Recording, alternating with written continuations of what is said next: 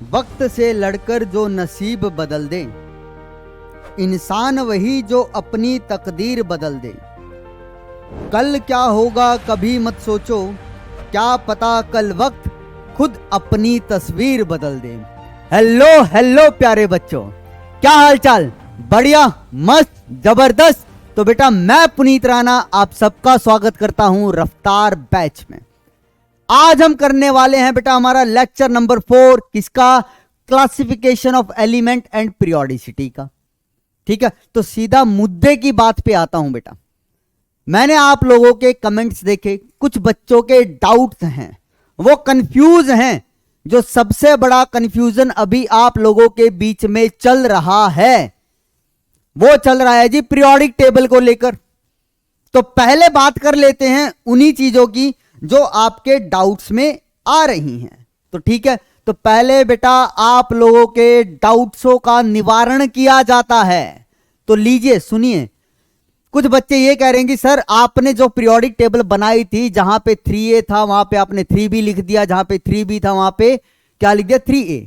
याद होगी ना, मॉडर्न पीरियोडिक टेबल बनाई थी जब मैंने, तो ऊपर जो ग्रुप के ऊपर मैंने कुछ लिखा था 3a 3b इस तरीके से। तो बच्चे कह रहे सर आपने वो उल्टा लिख दिया, एनसीईआरटी में कुछ दिया हुआ है और आपने कुछ लिखा। तो मेरे प्यारे गुलगुलों, मेरे प्यारे बच्चों, दिक्कत ये है कि भैया जो वो ग्रुपिंग के ऊपर नंबरिंग की हुई है ना, उसके अंदर भी आज तक साइंटिस्टों के दो मत हैं। जो एनसीईआरटी में लिखा हुआ है ना कि भैया हाँ, जो हमारा क्या था स्कैंडियम वाला ग्रुप है, उसको उसने क्या लिखा हुआ बेटा? 3 और मैंने लिखवाया था 3b। तो भैया वो पुराना नोमेनक्लेचर है। आईयूपीएससी ने स्टार्टिंग में एक नोमेनक्लेचर बनाया था जहां पे उसने वो नंबरिंग की थी कि ये 1a 2a 3a 4a 5a, और पी ब्लॉक वालों को उसने क्या बोला था? 3b बोला था। वो पुराना है। लेकिन इसके बाद क्या हुआ? एक और सिस्टम आया जिसे बोलते हैं CAS सिस्टम। उस CAS सिस्टम के अकॉर्डिंग ग्रुप को क्या नंबर देना है वो रोमन के अंदर जो मैंने लिखवाया था वो था। और वो वर्ल्ड के अंदर सबसे ज्यादा माने जाने वाला क्या है बेटा? हमारा नोमेनक्लेचर है उस ग्रुप का, जो मैंने आप लोगों को बताया था। और जो आपको क्वेश्चन भी फ्रेम हुए हैं ना आज तक, पीछे वाले जितने भी उठा के देख लेना, अगर आपको कभी भी क्वेश्चन फ्रेम हुआ है ना, जो मैंने आपको सिस्टम बताया है उससे हुआ है। लेकिन मजे की बात यह है, मजे की बात यह है बेटा कि भैया आईयूपीएससी ने इस झगड़े को खत्म ही कर दिया। क्योंकि एक साइंटिस्ट, एक ग्रुप ऑफ साइंटिस्ट क्या कहता है? जो एनसीईआरटी में लिखा ना उसको फॉलो कर रहे हैं। एक ग्रुप ऑफ साइंटिस्ट क्या कहते हैं? जो मैंने आपको बताया उसको फॉलो कर रहे हैं। ठीक है, वो सीएस वाला। तो आईयूपीएससी कहता है जी चक्कर ही हटाओ ये, तो अब सीधा सीधा क्या बोलो इसको? First group, second, third, fourth, fifth, six, seventh, eight, 9, 10, 11, 12 और 18 तक ले जाओ, काउंटिंग करते हुए ले जाओ। तो लेटेस्ट तो ये चल रहा है। लेकिन जो आपसे क्वेश्चन पूछे जाते हैं ना, जो मैंने आपको सिस्टम बताया था सीएस वाला, उसके अकॉर्डिंग पूछे जाते हैं, तो वो एकदम सही है। एनसीईआरटी में बहुत पुराने वाला जो बहुत पहले चलता था, उसके बाद तो ये आ गया था हमने जो बताया मैंने आपको सीएस, और उसी से क्वेश्चन पूछे जाते हैं आपसे। तो कंफ्यूजन में नहीं आना है, आपको जो चीज बताई जा रही है एकदम सही बताई जा रही है। फिर दूसरे बच्चे कहते हैं सर मेंडलीव की भी वहां पे क्या है? अलग है। आप कुछ बता रहे हो, एनसीईआरटी कुछ। नहीं जी, आप पता नहीं कौन सी एनसीईआरटी देख रहे हैं, मुझे तो समझ में नहीं आ रहा। एनसीईआरटी जो मेरे पास एनसीईआरटी जो मैंने बताया वही उसी से मैच कर रहा है। अगर आपको कोई ऐसी मिल भी गई तो भैया वो गलत है। जो मैंने बताया वो 100% एकदम सही है। मेंडलीव वाला भी ऑथेंटिक बुक्स लो। ठीक है, जैसे हुई की होती है एक बुक, हुई बुक का नाम है, जेडी ली है, एटकिंस है, तो बेटा ये स्टैंडर्ड बुक्स हैं, जो ये बोलते हैं वो एकदम सही मानो।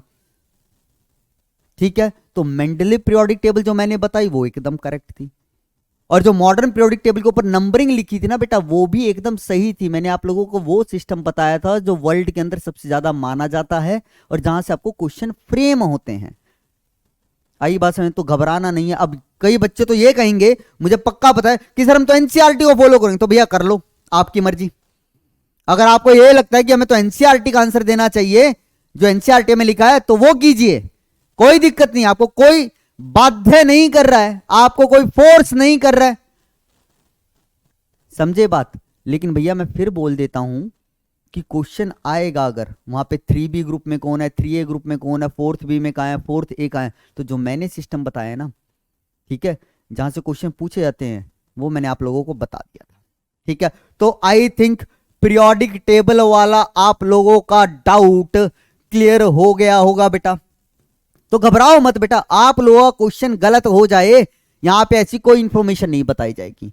दूसरा एक डाउट पूछ रहे थे बच्चे कि सर एनसीईआरटी तो बोरोन को क्या बोलती है, मेटलॉइड। तो भैया देखो, बात ऐसी है कि भैया हमारी एनसीईआरटी खुद कंफ्यूज है बोरोन को लेके। एक जगह मैंने ये बात उस टाइम भी आपको बताई थी, मतलब आप लेक्चर ढंग से सुन नहीं रहे हैं।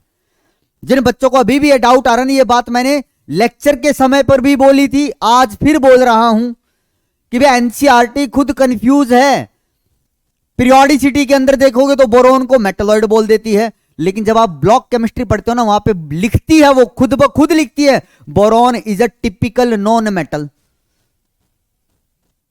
तो भैया जो सोर्सेज मैंने आपको बोले थे, जो बुक्स आपके बोली थी, अगर हम जाते हैं और वहां से देखते हैं तो वहां पे बोरोन को नॉन मेटल ही बोला गया है। सेम कहानी आपने पोलोनियम के लिए फिल कर दी, कहते सर पोलोनियम तो मेटलॉइड बोलते हैं। नहीं है जी, मेटल है, यकीन रखिए मुझ पे, गलत नहीं बता रहा हूं।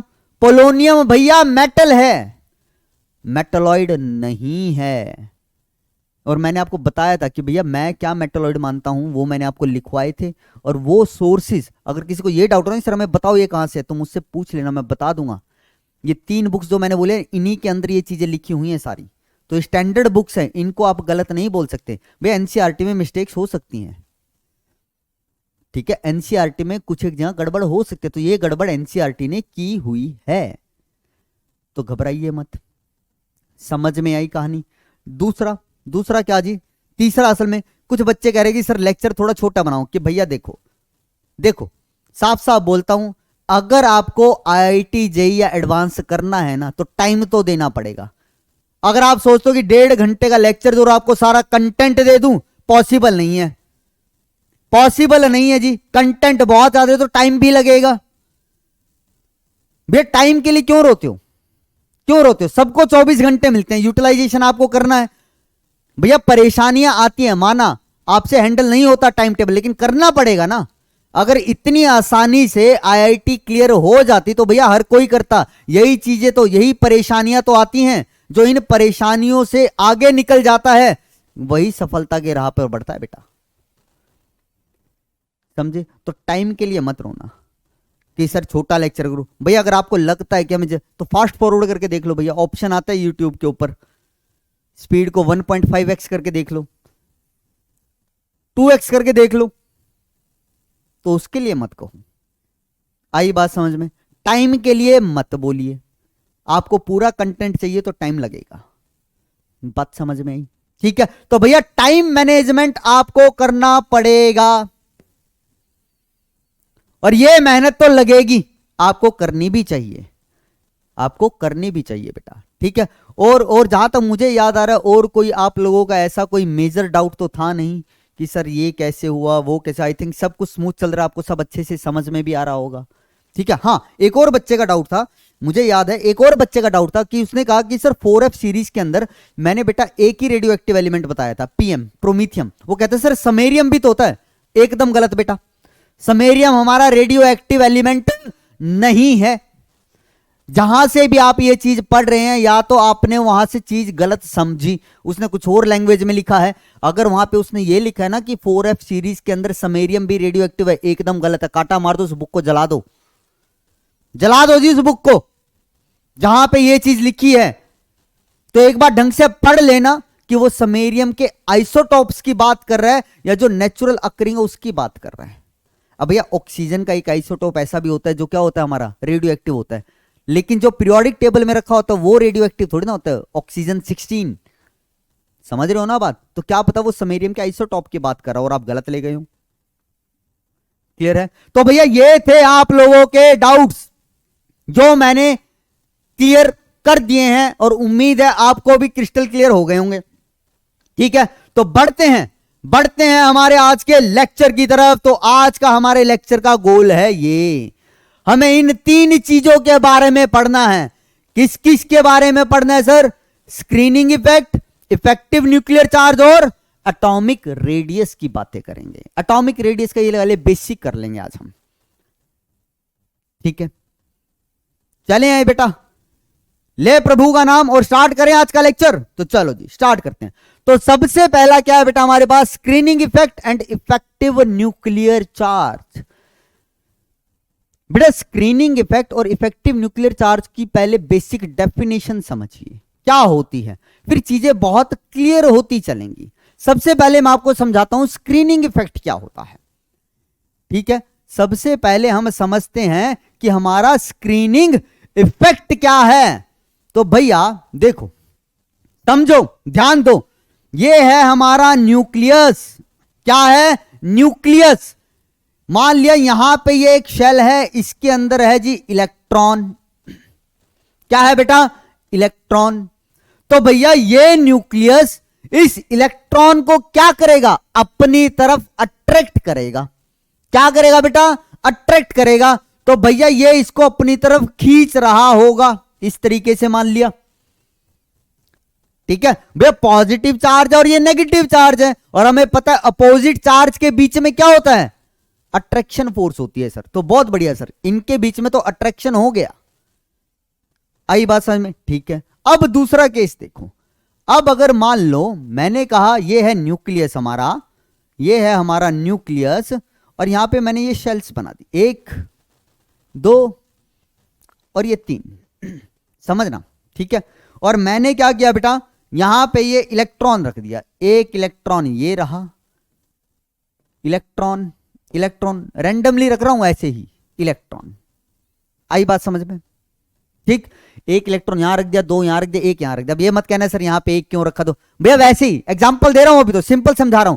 तो भैया न्यूक्लियस है, अब क्या करना है? मुझे ये देखना है कि ये न्यूक्लियस इस इलेक्ट्रॉन को अट्रैक्ट करेगा या नहीं। तो आप कहोगे सर करेगा, क्यों नहीं करेगा? ये पॉजिटिव रहा, ये नेगेटिव रहा, अट्रैक्शन तो होगी होगी, रोक ही नहीं पाओगे आप। ठीक है सर, कर दो सर। ये लो जी, ये वाला इसकी तरफ खिंचा चला आया, ठीक है। इलेक्ट्रॉन ये इसे क्या कहता है? तुमने पुकारा और हम चले आए। आ गया जी, खिंचाओ आ गया। लेकिन इस न्यूक्लियस की नीयत गंदी है। ये इसको अट्रैक्ट तो कर रहा है, ये तो अपने भोलेपन में इसकी तरफ अट्रैक्ट होता जा रहा है, लेकिन इस न्यूक्लियस की नीयत गंदी है। और इसकी नीयत को कौन भांप गया? कौन पहचान गया? ये अंदर जो इलेक्ट्रॉन बैठे हैं ना, ये पहचान गए भाई। अब भैया ये मत कहना कि सर ये भी तो इलेक्ट्रॉन अट्रैक्ट होंगे। हाँ जी होंगे, मैं तो फोर्स ऑफ अट्रैक्शन इसके ऊपर देख रहा हूं, इस बाहर वाले इलेक्ट्रॉन पे। तो मैं बोल देता हूं ये टेस्ट इलेक्ट्रॉन है मेरा। क्या है बेटा? ये टेस्ट इलेक्ट्रॉन है, जिसके ऊपर मैं क्या कर रहा हूं? एक्सपेरिमेंट कर रहा हूं, ठीक है। तो भैया ये इलेक्ट्रॉन जो है मेरे, जो बाकी इलेक्ट्रॉन बचे अंदर की तरफ हैं, ये क्या कहते हैं इस इलेक्ट्रॉन को? कि भाग इलेक्ट्रॉन भाग। मूवी देखिए ना करण अर्जुन, उसमें कहता है ना भाग अर्जुन भाग, तो वही है जी। तो ये भी कहते हैं जिसको कि भैया भाग जा, ये भी क्या कहते हैं इसे? कि भैया भाग जा। क्यों? क्योंकि ये तीनों कहते हैं कि भैया ये न्यूक्लियस अच्छा इंसान नहीं है, इसकी तरफ मत आ। या फिर इसको क्या कह सकता हूं कि भैया ये जो इलेक्ट्रॉन है ना, ये इसकी तरफ ये क्या कर रहा था? न्यूक्लियस इसको अपनी तरफ खींच रहा था, लेकिन ये इलेक्ट्रॉन इसको भगाने में लगे हुए थे कि भाई धक्का दे रहे हैं कि चल यहां से, निकल यहां से, चला जा, मत आ इसके पास। तो भैया एक बात बताओ, जितनी पावर से ये वाला न्यूक्लियस इस इलेक्ट्रॉन को खींच रहा है, क्या ये वाला न्यूक्लियस हमारा क्या इस इलेक्ट्रॉन को उतनी ही ताकत से खींच पाएगा? आप कहोगे सर नहीं खींचेगा। क्यों? क्योंकि भैया ये 3 इसको धक्के भी तो दे रहे हैं, समझ रहे हो ना। या फिर ये कह लो कि भैया इस न्यूक्लियस और इस इलेक्ट्रॉन के बीच में ये रुकावटें आ गई हैं, तो भैया न्यूक्लियस को जितनी पावर से इस इलेक्ट्रॉन को खींचना चाहिए था, उतनी पावर से खींच नहीं पाएगा। अगर नहीं पाएगा तो भैया मैं बोल सकता हूं कि भैया इस केस में जो फोर्स ऑफ अट्रैक्शन है वो ज्यादा है, और इस न्यूक्लियस और इस इलेक्ट्रॉन के बीच में जो फोर्स ऑफ अट्रैक्शन है वो क्या है? कम है। समझे बात? ठीक है। अब समझो जी स्क्रीनिंग इफेक्ट क्या है। भैया स्क्रीनिंग इफेक्ट यही है ये जो 3 इलेक्ट्रॉन अंदर वाले, कौन से? अंदर वाले ये जो 3 इलेक्ट्रॉन हैं, ये क्या कर रहे हैं बेटा? इस बाहर वाले इलेक्ट्रॉन को रिपेल कर रहे हैं। इसी रिपल्सिव फोर्स को हम क्या कह रहे हैं? स्क्रीनिंग इफेक्ट कह रहे हैं। धक्का दे रहे हैं ऐसे कि जा, मत आ, मत आ। तो इसको क्या बोला बेटा इसने? स्क्रीनिंग इफेक्ट बोला। आई बात समझ में? अब इसकी प्रॉपर डेफिनेशन सुनो और फिर कोरिलेट करो। बेटा स्क्रीनिंग इफेक्ट क्या होता है? Repulsive forces. क्या? रिपल्सिव फोर्सेस कौन लगाता है बेटा? Inner shell orbital. Inner shell orbital के जो इलेक्ट्रॉन है, ठीक है, या फिर बोलो इनर इलेक्ट्रॉन, किसके ऊपर लगाते हैं बेटा? आउटर मोस्ट इलेक्ट्रॉन के ऊपर। Repulsive forces provided by the inner electron on to the outer orbital electron is known as a screening effect. ठीक है, इसको ऐसे समझो। एक एग्जांपल लो, देखो मान लो जी मैं हूं, मेरे सामने एक इंसान खड़ा है, मैं उसके पेट में मुक्का मारना चाहता हूं, पंच करना चाहता हूं जी, मार दिया। ठीक है, मेरे सामने खड़ा, मैंने मारा खींच के, दर्द होगा उसे, बहुत दर्द होगा। ठीक, अब इसको ऐसे समझो, इंसान है जिसको मैं क्या मारना चाह रहा हूं? पेट में मुक्का मारना चाह रहा हूं। अब क्या हुआ जी? उसके और मेरे बीच में एक और इंसान खड़ा हो गया। मुझे मारना मुक्का किसे? उसी को जो कहां खड़ा है, उससे पीछे खड़ा है। तो भैया जब मैं मुक्का मारूंगा तो वो इंसान जो हम दोनों के बीच में आ गया, वो रुकावट की तरह काम करेगा ना, और मुझे उतनी ताकत से मुक्का नहीं मारने देगा जितनी ताकत से मैं पहले मार पा रहा था। ठीक है, उसको बॉडीगार्ड समझ लो जी उसका।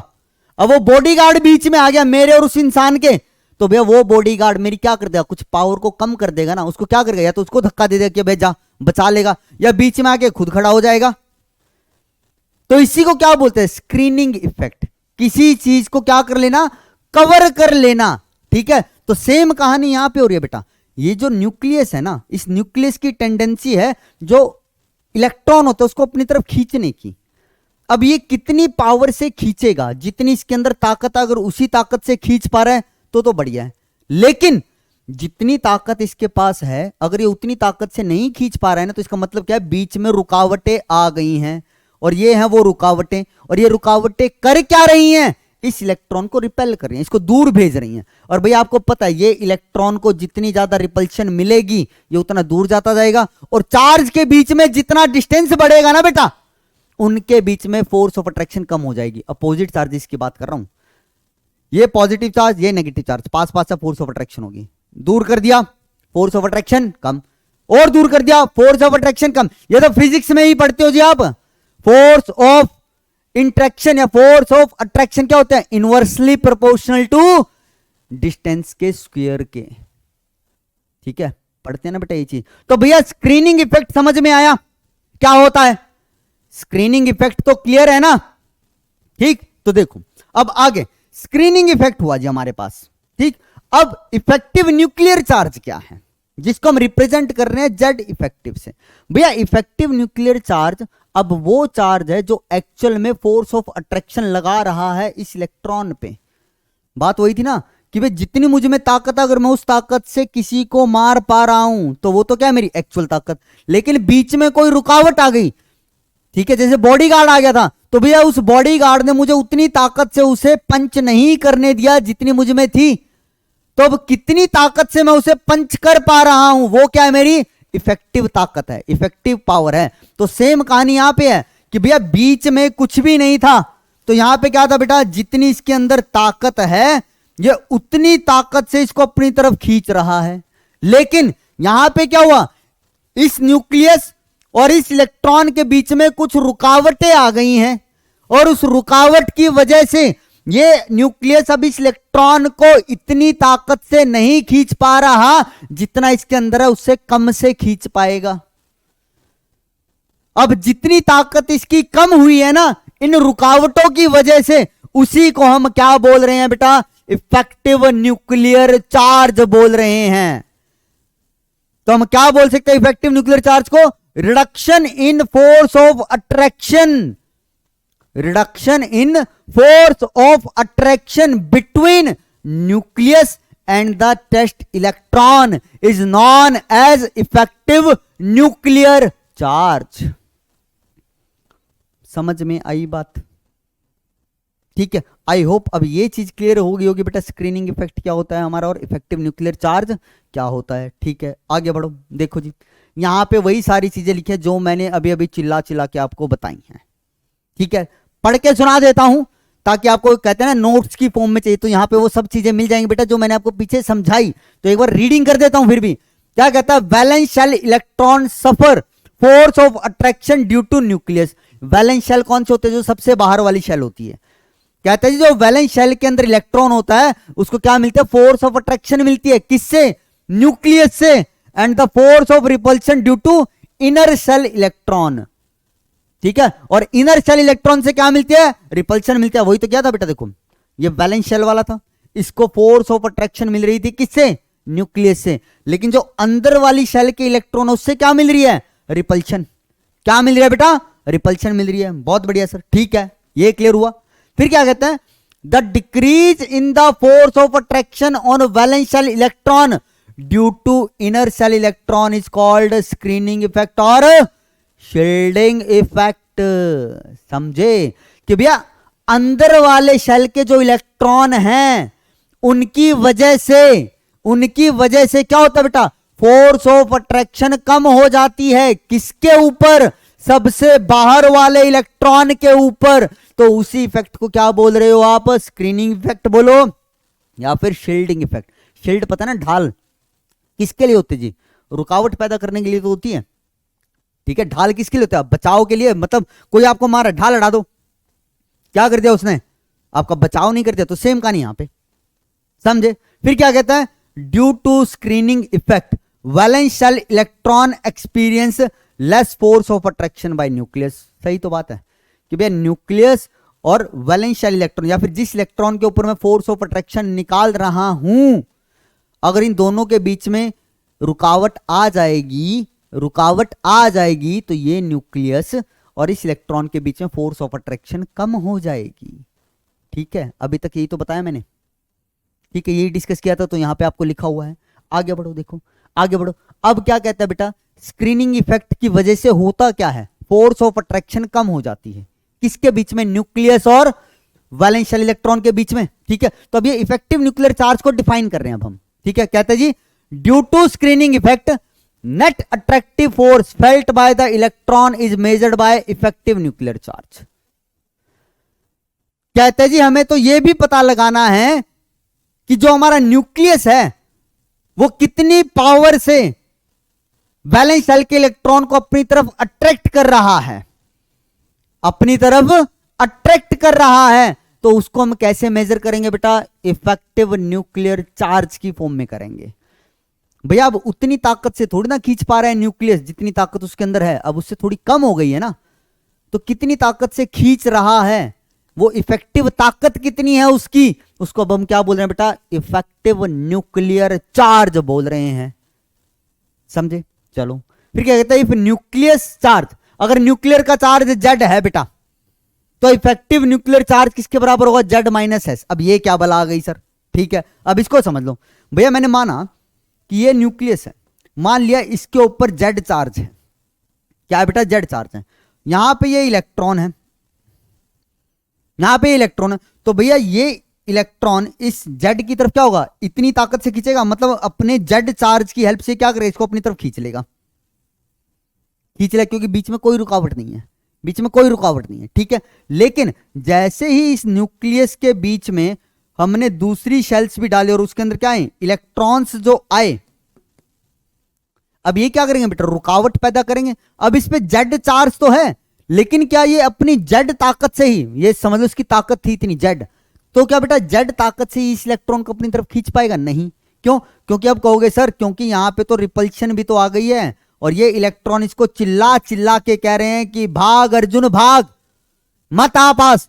तो भैया तो इन्होंने रुकावट पैदा की, तो रुकावट पैदा करने की वजह से ये अब अपनी पूरी ताकत से यहां पे नहीं खींच पाएगा इसको। तो कितनी ताकत से खींच पाएगा भैया, जितनी इसके अंदर टोटल ताकत थी और जितनी रुकावट ने इसकी कम कर दी ताकत, वो माइनस ही तो करनी है। टोटल ताकत में से रुकावट ने कितनी कम की इसकी ताकत, वो माइनस कर दो, तो तुम्हें उस ताकत का पता चलेगा, उस पावर का पता चलेगा, जिससे ये न्यूक्लियस अब इस इलेक्ट्रॉन को अपनी तरफ क्या कर रहा होगा बेटा, अट्रैक्ट कर रहा होगा।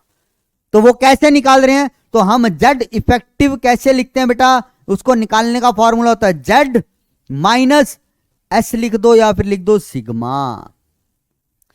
तो कहोगे सर ये क्या लिख दिया, तो भैया जेड इफेक्टिव तो क्या है, एक्चुअल ताकत जिससे वो इलेक्ट्रॉन को खींच रहा है।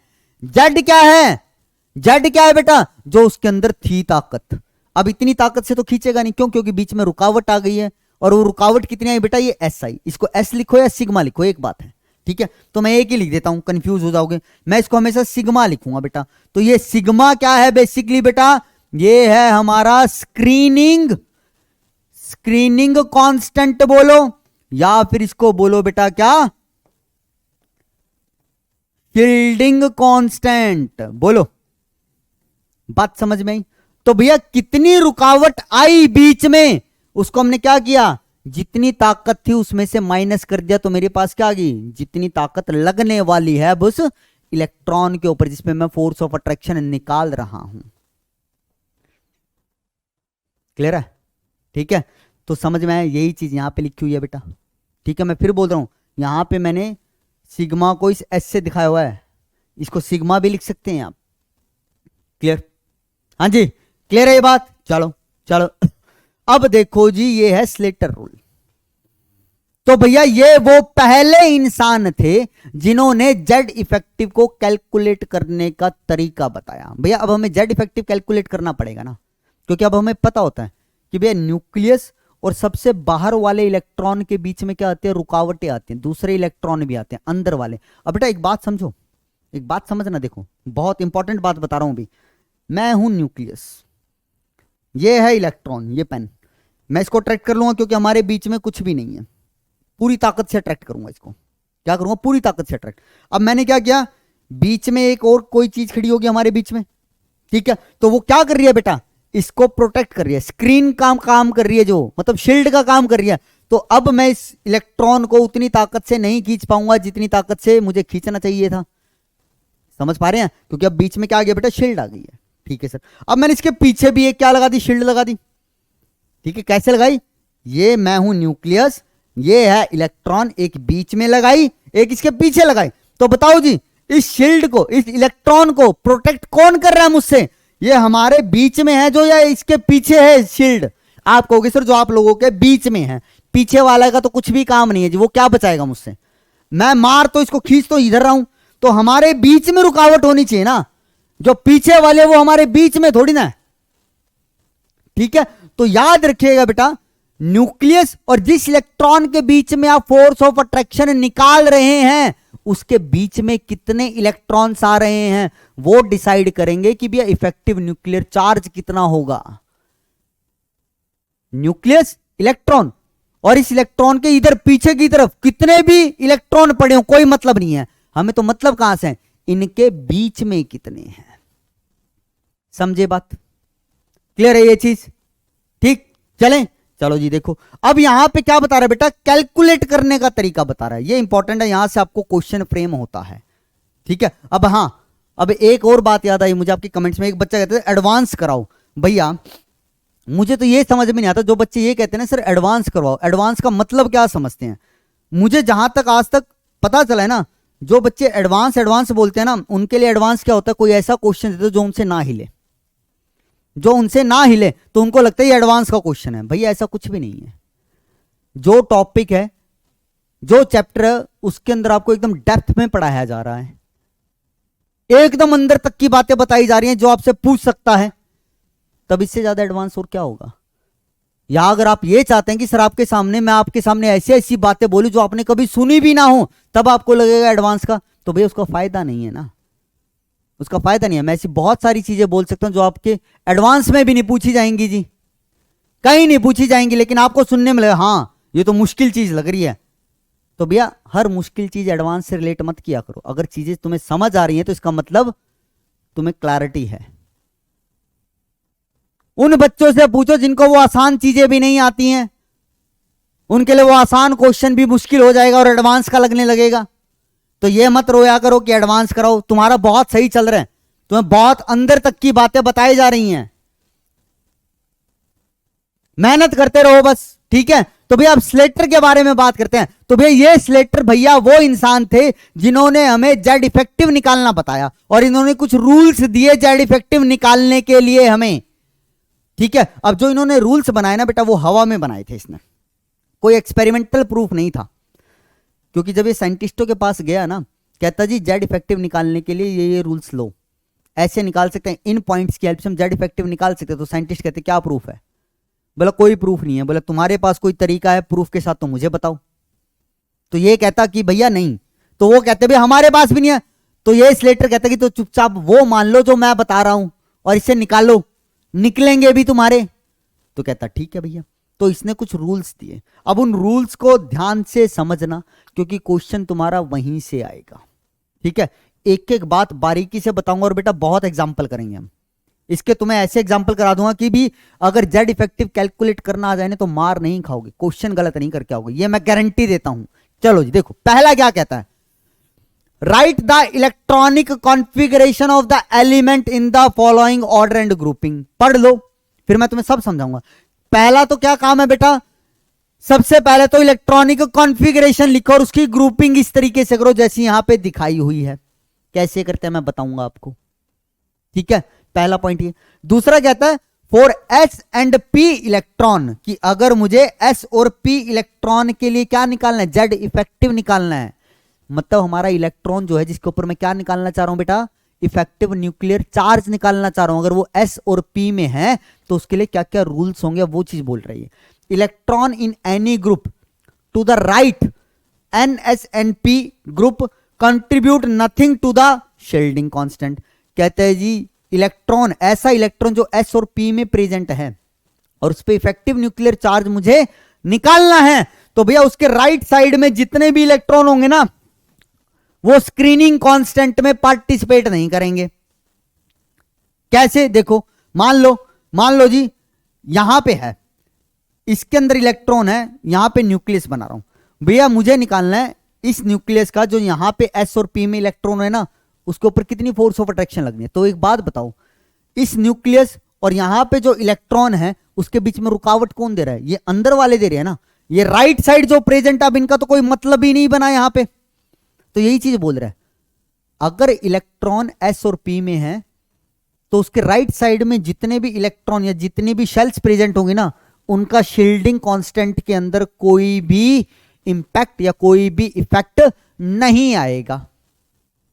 ठीक, क्योंकि भैया रुकावट तो पैदा कौन करेंगे, न्यूक्लियस और उस इलेक्ट्रॉन के बीच में जो शेल्स हैं उस शेल के इलेक्ट्रॉन करेंगे, इनर वाली करेंगी, इनर वाली। समझे बात? क्लियर है? चलो जी ठीक है, नेक्स्ट देखो।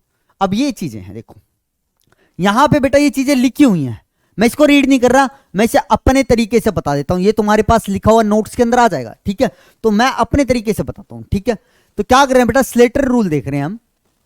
अब एक एक करके सारे पॉइंट तुम्हें क्लियर करता चलता हूं। Slater's rule for calculating screening effect और उस स्क्रीनिंग इफेक्ट स्क्रीनिंग कांस्टेंट, और उस स्क्रीनिंग कांस्टेंट से हम क्या निकालेंगे बेटा, जेड इफेक्टिव निकालेंगे। तो पहला क्या कहता है बेटा, राइट द इलेक्ट्रॉनिक कॉन्फ़िगरेशन। सबसे पहले आपको कॉन्फ़िगरेशन लिखनी पड़ेगी, right the electronic configuration and group them, और उसकी ग्रुपिंग करनी पड़ेगी जी, and group them.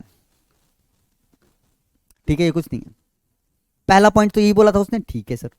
Second point उसने क्या बोला बेटा, अब जो यहां पे रूल्स सारे डिस्कस करूंगा वो एनएस और एनपी के लिए होंगे। मतलब एनएस और एनपी के अंदर अगर इलेक्ट्रॉन है, अगर इन इलेक्ट्रॉनों के ऊपर मैं क्या निकाल रहा हूं बेटा, जेड इफेक्टिव निकाल रहा हूं, तो उसके लिए क्या क्या रूल है। पहला, जो हमारी एनएच शेल होगी, बताता हूं एनएच शेल क्या होती है। जो हमारी एनएच शेल होगी बेटा, उसके अंदर जो इलेक्ट्रॉन प्रेजेंट होंगे, ठीक है, उसका जो क्या होगा, सिग्मा में कंट्रीब्यूशन होगा, वो कितना होगा, 0.35 पर इलेक्ट्रॉन। सिग्मा क्या था, शील्डिंग कांस्टेंट या स्क्रीनिंग कांस्टेंट। तो कह रहे जी एनएच शेल के अंदर जो इलेक्ट्रॉन प्रेजेंट होंगे ना, एक इलेक्ट्रॉन स्क्रीनिंग कांस्टेंट में कितना कंट्रीब्यूट करेगा, 0.35 का करेगा, इसका मतलब है 0.35 पर इलेक्ट्रॉन, एक इलेक्ट्रॉन कंट्रीब्यूशन इतना होगा। ठीक है, n-1 शेल के अंदर जो इलेक्ट्रॉन होंगे उनका कंट्रीब्यूशन कितना होगा, वो होगा 0.85 पर इलेक्ट्रॉन। बोलो समझ में आई बात? ठीक, और रेस्ट ऑफ द शेल, जो रेस्ट शेल होंगी उनके लिए क्या हो जाएगा बेटा, वो 1 पर इलेक्ट्रॉन। क्या सर ये क्या बोल गए आप, नहीं पल्ले पड़ा, नहीं पल्ले पड़ा ना? तो देखो एग्जाम्पल से बताता हूं, एग्जाम्पल से बताता हूं।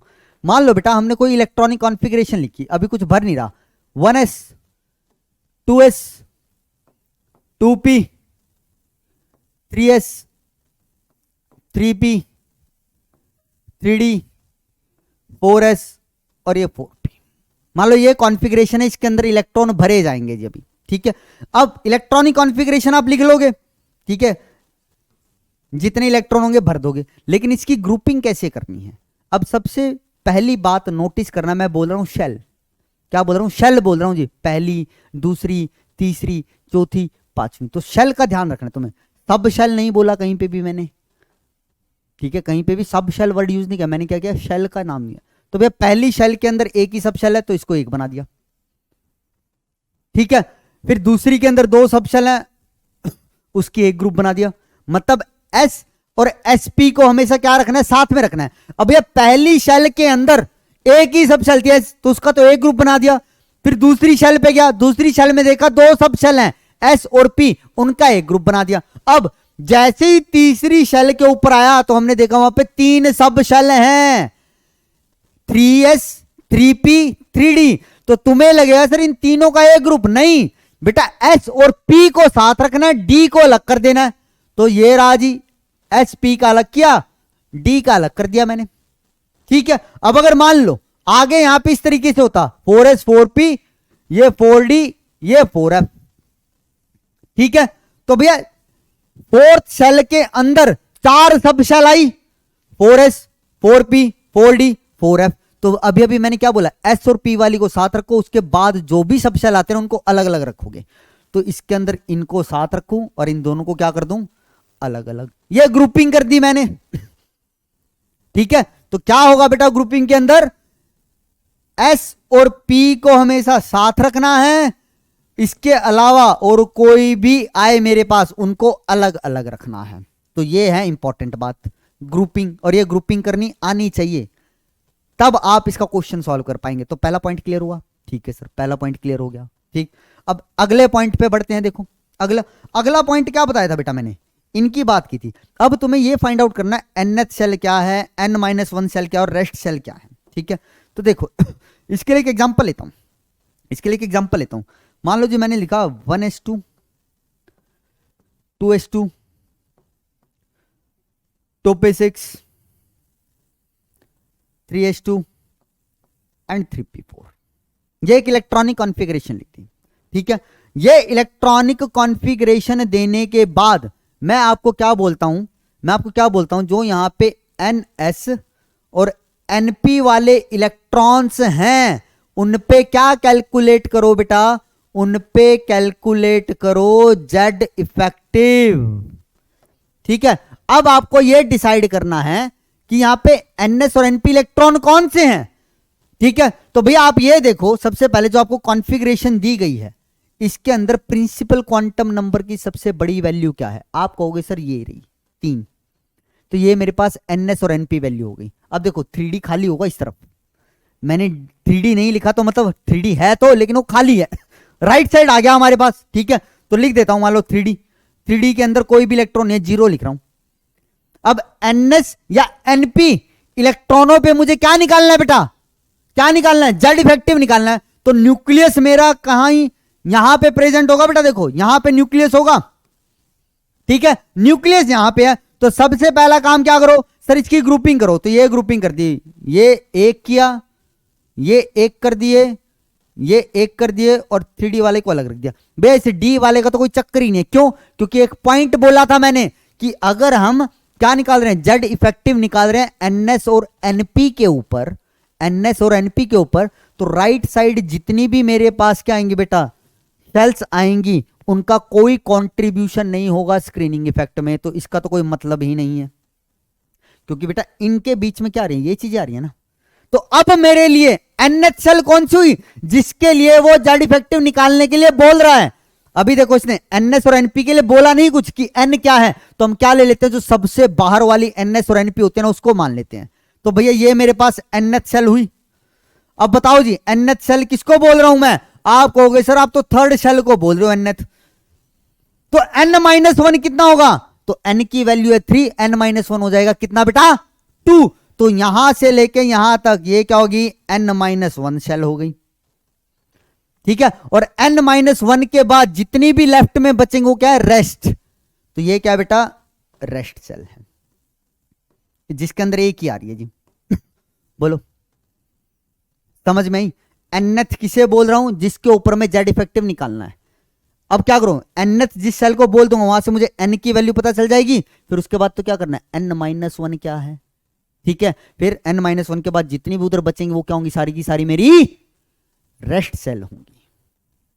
बोलो इतने पॉइंट क्लियर हुए, हाँ जी क्लियर है ये चीज, ठीक है। नहीं है तो एक और एग्जांपल दो, एक और एग्जांपल से समझाता हूं जी। देखो मान लो मैंने बोला 1s 2s 2p 3s 3p 3d, ये मान लो 4s, ऐसे लिख दिया।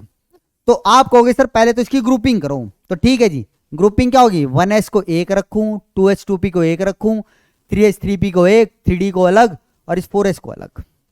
इतनी इलेक्ट्रॉनिक कॉन्फ़िगरेशन बनती है, मतलब यहां तक मेरे इलेक्ट्रॉन आ जाते हैं सारे।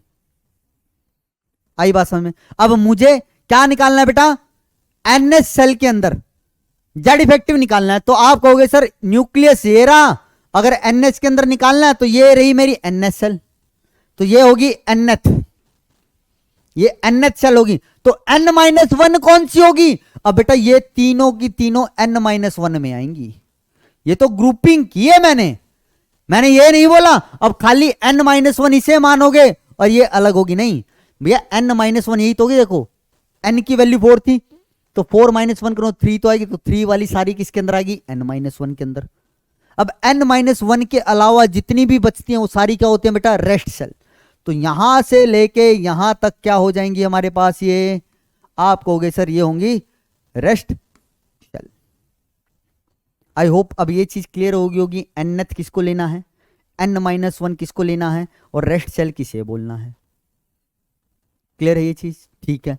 चलो जी आगे बढ़ते हैं। अब उसके बाद मुझे कंट्रीब्यूशन बताना था तुम्हें, कंट्रीब्यूशन बताया ना पर इलेक्ट्रॉन के हिसाब से मैंने बताया था, ठीक है। तो पर इलेक्ट्रॉन का क्या बोला था बेटा मैंने, देखो यहां पे दोबारा लिखता हूं। nth शेल के लिए अगर मैं सिग्मा में कंट्रीब्यूशन देखता हूं तो कितना था, 0.35 का था पर इलेक्ट्रॉन। n-1 शेल के लिए कितने का था बेटा, 0.85 पर इलेक्ट्रॉन। और रेस्ट शेल के लिए कितने का था बच्चे, आप कहोगे सर 1 था जी, 1 पर इलेक्ट्रॉन। क्या था बेटा, 1 पर इलेक्ट्रॉन, ठीक। अब इनको कैसे अप्लाई करना है, अब वो चीज सीख लेते हैं, अब उस चीज को समझ लेते हैं, और वो भी एग्जाम्पल से जी, वो भी एग्जाम्पल से समझ लेते हैं बच्चे। चलो जी चलो देखो हम क्या करते हैं बेटा, एक एग्जाम्पल लेते हैं। मान लो मैंने क्या लिया, आर्गन लिया। आर्गन का एटॉमिक नंबर कितना, आप कहोगे सर 18, ये लो जी 18। तो इसकी इलेक्ट्रॉनिक कॉन्फ़िगरेशन लिख सकता हूं, हाँ जी सर लिख सकते हो आप, लिखो आप भी लिखो, साथ की साथ करो। 1s2 2s2 2p6 3s2 और ये हुआ सर 3p6। 18 इलेक्ट्रॉन हो गए, जितना एटॉमिक नंबर उतना ही तो क्या होता है बेटा, उतने ही इलेक्ट्रॉन होते हैं, ठीक है सर। अब उसके बाद क्या करो सर, इसकी हम ग्रुपिंग करेंगे, तो ग्रुपिंग करो जी साथ साथ, 1s को एक साथ, 2s 2p को एक साथ और 3s 3p को एक साथ, ठीक है। अब मुझे बोला गया कि भैया इसका जेड इफेक्टिव निकालो ns और np के लिए। जब आपको ऐसा मेंशन ना किया हो किसको ns और किसको np बोल रहे हैं, तो जो सबसे बाहर वाले s और p होते हैं उसको ns np मान लेते हैं, ठीक है। तो आप कहोगे सर ये है हमारे पास nth सेल ये है n-1 और ये किस कैटेगरी में आ गया, रेस्ट की कैटेगरी में आ गया। ठीक है, तो एक बात बताओ, NH सेल के अंदर टोटल इलेक्ट्रॉन कितने हैं? आप कहोगे सर 8 इलेक्ट्रॉन्स हैं। N-1 में भी कितने हैं? आप कहोगे सर 8 इलेक्ट्रॉन्स हैं। और रेस्ट में कितने हैं बेटा? 2 इलेक्ट्रॉन्स हैं। अब ये तो पता ना बेटा, न्यूक्लियस यहां कहीं बैठा होगा हमारा, देखो इसको दिखा देता हूं, हमारा न्यूक्लियस यहां कहीं बैठा होगा। ठीक है, हमें क्या करना है, जो NH सेल का 1 इलेक्ट्रॉन, अब देखो वहां पे 8 इलेक्ट्रॉन है, लेकिन फोर्स ऑफ अट्रैक्शन तो किसी एक पे निकालूंगा ना, फोर्स ऑफ अट्रैक्शन तो मैं किसी एक पे निकालूंगा। कहने का मतलब इस तरीके से, देखो यहां पे बताता हूं, पॉजिटिव चार्ज, ये 3 शेल थी, ऐसे 3 शेल थी, 3 शेल के अंदर मान लो 8 इलेक्ट्रॉन है बेटा, इस तरीके से 4 5 6 7 और 1 8। अंदर सेकंड शेल में कितने हैं? यहां पे भी 8 इलेक्ट्रॉन है सर, 8 इलेक्ट्रॉन है, 8 इलेक्ट्रॉन बना दो, 8 हो गए, 3 4 7 और ये 8। अंदर वाली में कितने हैं सर? ये 2 इलेक्ट्रॉन है सर। तो भैया मुझे क्या निकालना है? ये NH सेल थी, ये N-1 है, ये रेस्ट सेल है, तो मुझे NH सेल के इलेक्ट्रॉन पे जेड इफेक्टिव निकालना है। तो भैया 1 इलेक्ट्रॉन पे निकलेगा ना जेड इफेक्टिव, वो मैं मान लेता हूं कि भैया NH सेल का ये वो इलेक्ट्रॉन है जो क्या कर रहा होगा बेटा, जिसके ऊपर हमें जेड इफेक्टिव निकालना है। तो भैया न्यूक्लियस और इसके बीच में मुझे क्या देखनी है? फोर्स ऑफ अट्रैक्शन देखनी है। क्या देखनी है बेटा? फोर्स ऑफ अट्रैक्शन देखनी है। तो मतलब ये तो मेरा टेस्ट इलेक्ट्रॉन हो गया। अब इस इलेक्ट्रॉन को कितने इलेक्ट्रॉन रिपेल कर रहे हैं वो डिसाइड करेंगे कि भैया इसके ऊपर कितनी फोर्स ऑफ अट्रैक्शन लगेगी। तो भैया अंदर वाले तो कर ही रहे हैं, देखो अंदर वाले तो ये इसको सारे रिपेल करेंगे ही, जो इसके बगल में बैठे हैं, इसके घर में ही बैठे हैं, वो भी तो इसको कहेंगे कि भैया जा यहां से, क्योंकि हमें सुनने में आ रहा है ये पीछे अंदर वाले इलेक्ट्रॉन बोल रहे हैं कि ये न्यूक्लियस तेरे को अट्रैक्ट करना चाहता है। तो भैया रिपल्शन ये भी तो देंगे। ठीक है, तो मैं कहना क्या चाह रहा हूं बेटा कि भैया जब आप कैलकुलेशन करोगे ना, यहां पे क्या करोगे? सिग्मा की कैलकुलेशन। आप क्या निकालो? स्क्रीनिंग कांस्टेंट की कैलकुलेशन निकाल रहे हो बेटा। किसकी निकाल रहे हो? सिग्मा की। तो वो कैसे निकालोगे कि भैया आपको निकालना है NH सेल के अंदर हमारे पास थे 8 इलेक्ट्रॉन। और एक बात बताओ जी कि NH सेल के अंदर 1 इलेक्ट्रॉन का सिग्मा में कंट्रीब्यूशन कितना होता है? 0.35। तो यहां पे मैं क्या लिखूंगा? 7 × 0.35 लिखूंगा। 7 क्यों लिखा? एक कम क्यों लिखा? क्योंकि 8 में से 1 इलेक्ट्रॉन के ऊपर तो मैं जेड इफेक्टिव निकाल रहा हूं ना, बाकी जो 7 इलेक्ट्रॉन होंगे वो किस में करेंगे कंट्रीब्यूशन? सिग्मा में करेंगे। समझ में आई बात? यहां पे मैंने 7 क्यों लिखा बेटा? 7 क्यों लिखा? क्योंकि भैया 8 में से 1 इलेक्ट्रॉन पे तो क्या होने वाला है? जेड इफेक्टिव कैलकुलेट होने वाला है। तो अब इसको रिपेल कौन करेगा बेटा? ये 7, बाकी बचे हुए 7 रिपेल करेंगे। तो हमने क्या लिखा? 1 इलेक्ट्रॉन का कंट्रीब्यूशन NH सेल में होता है 0.35। तो 7 का कितना होगा? 7 × 0.35 होगा। बोलो ठीक है सर, बढ़िया। तो ये इसका सिग्मा में कंट्रीब्यूशन आ गया, प्लस यहां पे इनका कंट्रीब्यूशन कितना होगा? 8 इंटू में 0.85 होगा। अब आप कहोगे सर यहां पे 8 का 8 क्यों रखा? क्योंकि भैया ये 8 के 8 ही से रिपेल कर रहे होंगे। जो N-1 में 8 इलेक्ट्रॉन थे वो 8 के 8 ही से रिपेल करेंगे ना। समझ रहे हो भैया? ये इलेक्ट्रॉन खुद को तो रिपेल कर नहीं सकता। अगर मैं इस इलेक्ट्रॉन की बात कर रहा हूं, इस सेल के अंदर देखो 8 इलेक्ट्रॉन थे NH में, तो एक बात बताओ जी, 1 इलेक्ट्रॉन को कितने इलेक्ट्रॉनों से रिपल्शन मिलेगा? 7 से मिलेगा। खुद को रिपेल थोड़ी ना कर लेगा कि खुद को धक्के दिए जा रहे जी, कोई दूसरा ही तो धक्का देगा। तो इसको धक्के देने वाले देखो, बस इस इलेक्ट्रॉन को यहां पे धक्के देने वाले थे 7, तो NH सेल के अंदर है 7 धक्के, तो एक धक्के की पावर कितनी है? 0.35। तो 7 धक्कों से कितनी पावर मिलेगी? इंटू में 0.35। N-1 में इसको धक्का देने वाले कितने हैं? 8 हैं। तो 8 धक्कों की पावर कितनी होगी? 0.85, क्योंकि N-1 सेल की जो पावर होती है धक्का देने की वो कितनी होती है? 0.85। ठीक है सर। प्लस में रेस्ट सेल के अंदर कितने इलेक्ट्रॉन है? 2, और इनका कंट्रीब्यूशन कितना होता है? 1 होता है सर।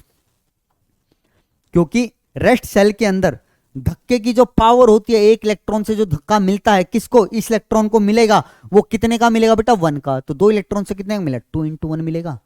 इंपॉर्टेंट बात यह थी, इंपॉर्टेंट बात यह थी कि NH सेल के अंदर जितने भी इलेक्ट्रॉन होंगे ना, उसमें से एक माइनस करके हमेशा मल्टीप्लाई करोगे तुम। अगर इंटू 8 कर दिया तो फिर भैया तुम किसके ऊपर निकाल रहे हो? किस इलेक्ट्रॉन के ऊपर जेड इफेक्टिव निकाल रहे हो तुमने, वो तो डिसाइड ही नहीं किया। क्योंकि जिसके ऊपर मैं जिसको प्रोटेक्ट करना चाह रहा हूं वो तो बीच में शांत खड़ा रहेगा ना, बाकी प्रोटेक्ट करेंगे ना। तो यहां पे कोई भी ले लो, आई बात। एनएच चलिए दोनों ही है मेरे पास, 3s और 3p। वो एक इलेक्ट्रॉन मेरा s का भी हो सकता है और p का भी हो सकता है, किसी का भी हो सकता है। अब बच्चों के दिमाग में क्या आता है कि सर 3p पे निकाल रहे हो आप तो, क्योंकि 3p बाहर है। भैया यहां शेल की बात चल रही है, सब शेल की नहीं। अगर थर्ड शेल की बात करूं तो थर्ड शेल के अंदर ये दोनों ही आती हैं। ठीक है, तो अब इसको कैलकुलेट कर लो। तो सिग्मा की वैल्यू कितनी आएगी, 2 प्लस में कितना हो जाएगा 40, 64। तो ये हो गया 6.8 प्लस ये कितना हो जाएगा 5, 21, ये हो जाएगा 2.45। बोलो हाँ जी, समझ में आई ये बात। तो ये कितना आ जाएगा बेटा, हमारा सिग्मा निकल के आ जाएगा 11.25। देखो अगर मैंने सही किया तो सही है ना, 4 6 4 10, तो 11.25। तो भैया 11.25 वैल्यू आ गई किसकी, स्क्रीनिंग कांस्टेंट की। लेकिन हमें निकालना क्या है, जेड इफेक्टिव निकालना है। तो सर जेड इफेक्टिव का फॉर्मूला तो होता है हमारे पास जेड माइनस सिग्मा। तो ये जेड क्या है बेटा, जो एक्चुअल एटॉमिक नंबर है मेरे पास। तो एक्चुअल एटॉमिक नंबर कितना था इसका 18, तो यहां पे रखा जी 18। और सिग्मा कितना कैलकुलेट किया बेटा हमने 11.25, तो ये रख दिया 11.25। तो बताओ जी, जब मैं इसको कैलकुलेट कर लूंगा, तो ये वैल्यू हमारी कितनी आएगी, ये वैल्यू आ जाएगी अप्रॉक्स 6.75। क्या आ जाएगी बोलो, मैंने सही किया 6.75। हाँ जी, 7 5 10, 7 10 1, हाँ ठीक है 18। तो ये आ गया बेटा मेरा जेड इफेक्टिव किसके ऊपर, एनएच सेल के इलेक्ट्रॉन के ऊपर। बोलो समझ में आई, ठीक है। अभी इसी क्वेश्चन को देखो मैं कैसे लिखता हूं। मैंने कहा जी मेरे पास आर्गन है, हमने इसकी इलेक्ट्रॉनिक कॉन्फ़िगरेशन की 1s2 2s2 2p6 3s2 3p6। Sir हम इसकी ग्रुपिंग कर देते हैं, ठीक है जी ग्रुपिंग कर दो सर, ये रहा और ये रहा। अब मैं तुम्हें क्या कहता हूं, तुम्हें क्या करना है बेटा, जेड इफेक्टिव निकालना है किसके ऊपर, 2s और 2p इलेक्ट्रॉन पे। किस पे निकालना है, 2s और 2p। तो यहां पे लिख देता हूं कैलकुलेट, यहां लिख देता हूं साइड में, कैलकुलेट क्या, जेड इफेक्टिव ऑन 2s और 2p इलेक्ट्रॉन। तो इसने मेंशन कर दिया जी अब कि भैया ये रहा न्यूक्लियस, और किस पे जेड इफेक्टिव निकालो, 2s और 2p वाले पे निकालो जी।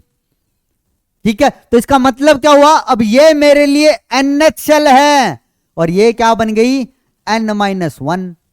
तो भैया अब इसका तो सिग्मा में कोई कंट्रीब्यूशन नहीं होगा, क्योंकि राइट साइड है, बीच में रुकावट कौन दे रहा होगा, सिर्फ N-1 दे रहा होगा ना, किसके बीच में, प्लस और इस NH के बीच में। ठीक है सर, और मैंने बोला क्या था, NH में टोटल इलेक्ट्रॉन काउंट करना। तो भैया यहां पे टोटल इलेक्ट्रॉन है कितने 8, N-1 में कितने हैं 2 इलेक्ट्रॉन्स, सिग्मा निकालना है। ठीक है, तो NH के अंदर जितने इलेक्ट्रॉन हो उसमें से एक माइनस करके 0.35 से क्या कर दूं, मल्टीप्लाई कर दूं। तो यहां पे कितना हो जाएगा 7 इंटू 0.35।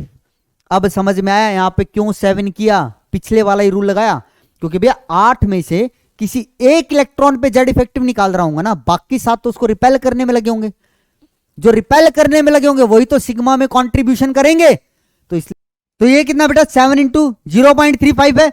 अब N-1 के लिए निकालना है, तो N-1 का कंट्रीब्यूशन कितना है, तो आप कहोगे सर ये होगा 2 इंटू 0.85। आई होप आपको अब ये चीज समझ में। अब बेटा इनको ऐड कर रहा हूं, NH सेल का सिग्मा में कंट्रीब्यूशन है इतना, N-1 सेल का सिग्मा में कंट्रीब्यूशन है इतना, तो टोटल सिग्मा कैसे आएगा, इन दोनों को ऐड करने पे, मल्टीप्लाई मत कर देना, ये गड़बड़ करते हैं कुछ बच्चे। ठीक है, तो यहां से सिग्मा की वैल्यू क्या आ जाएगी, ये आएगी सर हमारे पास 10, ये आएगी 1.7 प्लस ये कितनी आ जाएगी बेटा उतनी 35 5 21, ये आएगी 2.45। तो सिग्मा यहां पे कितना हो गया बेटा हमारे पास, आपको सर 5 7 4 11 1, कितना हो जाएगा 4.15। ये सिग्मा आ गया जी, सिग्मा पता चल गया, तो अब जेड इफेक्टिव निकालना कोई बड़ी बात थोड़ी ना यहाँ पे। तो जेड इफेक्टिव कितना आएगा बेटा 2s और 2p इलेक्ट्रॉन पे, आप कहोगे सर 18 माइनस 4.15। अब इसको कैलकुलेट कर लो बेटा, ये आपका क्या दे देगा, आपके पास आंसर दे देगा। तो ये कितना आएगा, अप्रॉक्स अगर करो 13.85 आ जाएगा, ये आंसर है जेड इफेक्टिव। तो ये जेड इफेक्टिव किसके ऊपर निकाला हमने बेटा, 2s और 2p पे निकाला। ठीक है, तो अब तो क्लियर हो जाना चाहिए जी, nth सेल किसे ले रहे हैं, n-1 किसे और रेस्ट किसे मान रहे हैं। बस आपको छोटा सा पॉइंट क्या याद रखना है बेटा, कि nth सेल के अंदर जितने भी इलेक्ट्रॉन हो ना, उसमें से एक माइनस करके तुम्हें कंट्रीब्यूशन निकालना है, क्योंकि एक इलेक्ट्रॉन को तो हम टेस्ट इलेक्ट्रॉन मानते हैं जिसके ऊपर हमें जेड इफेक्टिव निकालना है। और शेल की बात चल रही है, सब शेल की बात नहीं चल रही है। और एनएस और एनपी के जो राइट साइड में होंगे उनका कभी भी कोई कंट्रीब्यूशन नहीं आएगा। तो देखो इसलिए इसको हमने काट दिया था। बोलो क्लियर है बात। चलो और देखते हैं, और एग्जांपल देखते हैं जी, आपको और क्लैरिटी होगी। देखो यहां पे मुझे क्या निकालना है बेटा, जो सबसे बाहर वाली शेल है ना उसके ऊपर जेड इफेक्टिव निकालना है। सबसे पहले निकालते हैं लिथियम का। लिथियम की इलेक्ट्रॉनिक कॉन्फ़िगरेशन बोलो बेटा। आप कहोगे सर 1s2, ये है 2s1। ग्रुपिंग करो सर, इसको अलग कर दो और 2s वाले को अलग रखो। अब ये 2p है नहीं तो ये नहीं है जबरदस्ती 2p लिख दोगे, खाली है 2p तो हमारी यहां पे। ठीक है सर, तो अब ये क्या होगी, सबसे बाहर वाली 2s, तो ये nth सेल है सर, और ये क्या है n-1 है। nth सेल के अंदर इलेक्ट्रॉन कितने हैं सर, 1 इलेक्ट्रॉन है सर। और n-1 में कितने हैं सर, 2 इलेक्ट्रॉन्स हैं सर। तो सिग्मा का कंट्रीब्यूशन कैसे निकाला, n-1 का कितना होता है बेटा, एक इलेक्ट्रॉन का 0.85, तो 2 का कितना होगा, 2 इंटू 0.85। प्लस में बेटा जितने nth सेल में होते उससे एक माइनस करके लिखते हैं ना भैया। इसी इलेक्ट्रॉन पे मुझे क्या निकालना है, जेड इफेक्टिव। एक ही तो इलेक्ट्रॉन है और उसको रिपेल करने वाले कितने हैं, सिर्फ 2, और वो भी कहां प्रेजेंट हैं, n-1 में। तो मतलब यहां पे तो इस सेल के अंदर nth सेल में तो कोई दूसरा इलेक्ट्रॉन है ही नहीं जो इसको रिपेल करे। तो इसका मतलब इसका कंट्रीब्यूशन कितना होगा, 0 इंटू 0.35 बोलूं, क्योंकि भैया एक माइनस करके लिखते थे ना, और जिसपे मैं निकाल रहा हूं उसको तो कौन क्या नहीं करते, इंक्लूड करते नहीं हम सिग्मा में। उसके अलावा देखते हैं ना उस सेल के अंदर, तो इसके अलावा तो कोई और इलेक्ट्रॉन है नहीं। तो क्या आ जाएगा बेटा, ये वैल्यू कितनी आएगी हमारे पास, 2 5 10 2 6 16, तो 1.7 प्लस में 0। तो जेड इफेक्टिव बोलो जी कितना आएगा यहाँ पे, इसका एटॉमिक नंबर 3। तो आप कहोगे सर 3 माइनस 1.7, तो ये वैल्यू आएगी कितनी, 1.3। बोलो क्लियर है चीज। तो कितना है बेटा जेड इफेक्टिव, 1.3 आ गया सर इसका। तो चलो बहुत बढ़िया। बेरिलियम का निकालो, तो पहले इलेक्ट्रॉनिक कॉन्फ़िगरेशन लिखो, ये होगा 1s2 और ये होगा 2s2। क्यों, क्योंकि इसका एटॉमिक नंबर है सर 4। अगर इसका एटॉमिक नंबर है 4 तो इसकी कॉन्फ़िगरेशन हुई 1s2 2s2। अब इसको क्या कर दो सर, ग्रुपिंग कर दो, कर दी सर ग्रुपिंग। अब क्या देखो nth और n-, तो ये nth सेल है, ये n-1 है। nth सेल में है 2 इलेक्ट्रॉन्स, n-1 में भी है 2 इलेक्ट्रॉन्स। तो सिग्मा का कंट्रीब्यूशन निकालूं तो nth सेल में कितना आएगा, 1 इंटू 0.35, क्योंकि nth के अंदर जितने होते उससे एक माइनस करके। अब तो बार बार बोलने की जरूरत भी नहीं होनी चाहिए मुझे। तो प्लस ये कितना होगा, 2 इंटू 0.85। ठीक है, कैलकुलेट कर लो, तो ये वैल्यू तो आएगी 1.7, ये कितनी आएगी 0.35। तो यहां से मेरे पास सिग्मा की वैल्यू कितनी होगी बेटा, ये हो जाएगी कितनी, 2.05। तो जेड इफेक्टिव अगर मैं कैलकुलेट करता हूं तो कितना होगा बेटा, ये 4 माइनस 2.05। इसको जब हमने किया तो ये कितना आएगा बेटा, ये आएगा 1.95। बोलो कितना आएगा, 1.95। कैलकुलेट कर लेना जी, ठीक है कैलकुलेट कर लेना, 1.95 ही आएगा। चलो सर ठीक है, बहुत बढ़िया, अच्छे से समझ में आया। अब निकालो बोरोन का। ठीक है, पोज करो, पोज करो और इसको निकाल के देखो बेटा, खुद से निकाल के देखो क्या आएगी तुम्हारी वैल्यू। निकालो जी, पोज करके निकाल के देखो 1s2 2s2 और ये हुआ 2p1 क्योंकि इसका एटॉमिक नंबर है सर 5। ग्रुपिंग कर दी सर हमने ये, ठीक है। ग्रुपिंग का तो पता चल गया हो ना, एस और पी को इकट्ठा रखना है। एस और पी के अलावा जो भी होंगे उस सेल के अंदर सब सेल होंगे, डी एफ उनको हमेशा अलग रखोगे, ठीक है सर। क्लियर है। तो ये nth हुई, ये n-1 हुई। तो n-1 सेल के अंदर है 2 इलेक्ट्रॉन्स, nth सेल के अंदर है 3 इलेक्ट्रॉन्स। तो सिग्मा की अगर बात करता हूं तो यहां पे कितना आएगा बेटा, यहां पे आएगा 2 इंटू 0.35 प्लस में यहां पे कितना आएगा 2 इंटू 0.85, ठीक है। तो सिग्मा कितना हो जाएगा, ये वैल्यू वही 1.7 प्लस में ये कितनी हो जाएगी 10, तो ये हो जाएगी हमारे पास 0.70। तो इसको अगर मैं कैलकुलेट करूं तो ये कितनी आएगी 2.40। तो जेड इफेक्टिव बोलो बेटा कितना होगा, आप कहोगे सर 5 माइनस 2.4। तो ये वाली वैल्यू कितनी आ जाएगी बेटा, इसको अगर माइनस करेंगे तो 0.6501 कितना हो जाएगा 1, तो ये हो जाएगा कितना 6 होगा ना, हाँ। और यहां पे कितना हो जाएगा मेरे पास 2, सही क्या 2.60 ही आ रहा है जी, हाँ जी एकदम सही है 2.60। तो ये आ गया जेड इफेक्टिव, सबका यही आया। तो मतलब तुम्हें एनएस और एनपी का जेड इफेक्टिव निकालना आ गया, एनएस और एनपी का जेड इफेक्टिव निकालना आ गया। तो एनएस और एनपी के लिए बस तुम्हें 3 बातें याद रखनी है कि भाई एनएच सेल n-1 और रेस्ट सेल क्या होती है।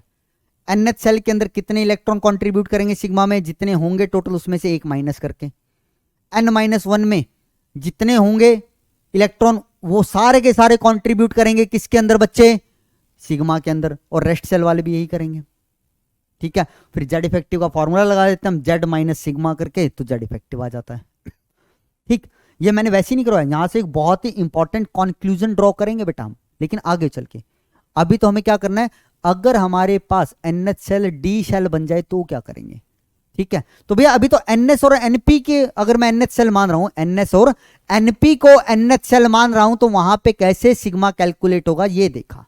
अब हम क्या देखते हैं, अब हम देखते हैं बेटा सॉरी, अब हम देखते हैं किसके बारे में, अगर मेरे पास इलेक्ट्रॉन किसमें हो, डी और एफ में हो, और वहां पे हमें क्या निकालना हो बेटा, सिग्मा निकालना हो, तो कैसे निकालेंगे, तो ये बातें देखनी है। इसके लिए भी कुछ नहीं याद रखना जी, सिर्फ 2 बात, सिर्फ 2 बात मैं लिख देता हूं यहां पे तुम्हारे सामने लिखा, इसको पढ़ लेना, मैं समझा देता हूं। पहली, इफ सॉरी इफ एनडी और nf act as nh shell, अगर एनडी और एनएफ क्या करती है बेटा, मेरी एनएच सेल की तरह एक्ट करती है, क्या करती है बेटा, एनएच सेल की तरह एक्ट करती है। तो बेटा एनएच सेल के जो इलेक्ट्रॉन होते हैं उनका कंट्रीब्यूशन कितना लोगे, 0.35 पर इलेक्ट्रॉन, जो पिछले वाला था वही ले रहे हैं। एनएस और एनपी में भी तो यही माना था कि अगर मेरी एनएच सेल एनएस और एनपी है तो एनएच सेल का एक इलेक्ट्रॉन का कंट्रीब्यूशन कितना था 0.35। तो सेम कहानी यहां पे बोली मैंने। लेकिन अब इसके बाद अब क्या होता है बेटा, सेकंड पॉइंट क्या है, आगे लिख देता हूं। सेकंड पॉइंट ये है हमारे पास, and all the shells present left to the nd और एनएफ सेल, एनडी और एनएफ सेल एक्ट एज और कंसीडर्ड एज क्या, रेस्ट सेल। भैया यहां पे आपको सिर्फ क्या मानना है कि भैया अगर एनएच सेल हमारी एनडी और एनएफ है तो वहां पे कंट्रीब्यूशन तो पता चल गया, लेकिन उसके बाद एनडी और एनएफ के लेफ्ट साइड में जितनी भी सेल होंगी वो सारी की सारी क्या मानी जाएंगी, रेस्ट सेल मानी जाएंगी। और रेस्ट सेल का कंट्रीब्यूशन कितना होता है बेटा सिग्मा के अंदर, आप कहोगे 1 पर इलेक्ट्रॉन। देख भी सकते हो यहां पे भी देखो यही लिखा है मेरे पास, all electron in group lying to the left of Nd and Nf contribute 1। ठीक है, कैसे, एग्जाम्पल से और क्लैरिटी आएगी। देखो आपको एग्जाम्पल से आपको और क्लैरिटी आएगी। मैं आपको एग्जाम्पल लेके बताता हूं। देखो मान लो जिंक इलेक्ट्रॉनिक कॉन्फ़िगरेशन लिखो, इसकी इलेक्ट्रॉनिक कॉन्फ़िगरेशन लिखते हैं 1s2 2s2 2p6 3s2 3p6 3d10 and this one is 4s2। ठीक है सर, ये कॉन्फ़िगरेशन लिख दी मैंने। ठीक है, अब इसकी ग्रुपिंग कर दो। सर ग्रुपिंग भी हमें आ गई है, अब तो s और p को एक साथ रखना है और उस सेल में अगर d या फिर f आ जाए उसको अलग रखना है। ठीक है सर। अब अगर बेटा यहां पे मैंने देखो nth शेल, ठीक है थोड़ा नीचे लिख देता हूं, अगर मैंने यहां पे nth शेल किसको माना, 4s को माना है, तो सिग्मा की वैल्यू कैसे कैलकुलेट करनी है ये आपको अच्छे से पता है। कैसे करने देखो मैं बता देता हूं भैया। ये हुई मेरे पास अब nth शेल, तो ये अब क्या कहलाएगी n-1, और ये बाकी जितनी भी बची ये क्या कहलाएंगी, रेस्ट शेल कहलाएंगी। ये तो बोला था एस और पी के लिए। ठीक है, एस के लिए तो निकाल रहा हूं मैं, सिग्मा निकाल रहा हूं भी। ठीक है, तो भैया बोलो यहां पे सीधा सीधा कंट्रीब्यूशन बोलो इसका। यहां पे लिख दूं 1 इंटू 0.35 लिखूं। 1 क्यों लिखा, nth सेल में जितने इलेक्ट्रॉन होते हैं सर एक माइनस करके कंट्रीब्यूशन लिखते हैं उसका। ठीक है सर, पॉजिटिव। टोटल इलेक्ट्रॉन कितने बेटा n-1 के अंदर, आप कहोगे सर 18, तो 18 के 18 ही लिखोगे। 18 इंटू 0.85 कंट्रीब्यूशन इसका इतना आएगा।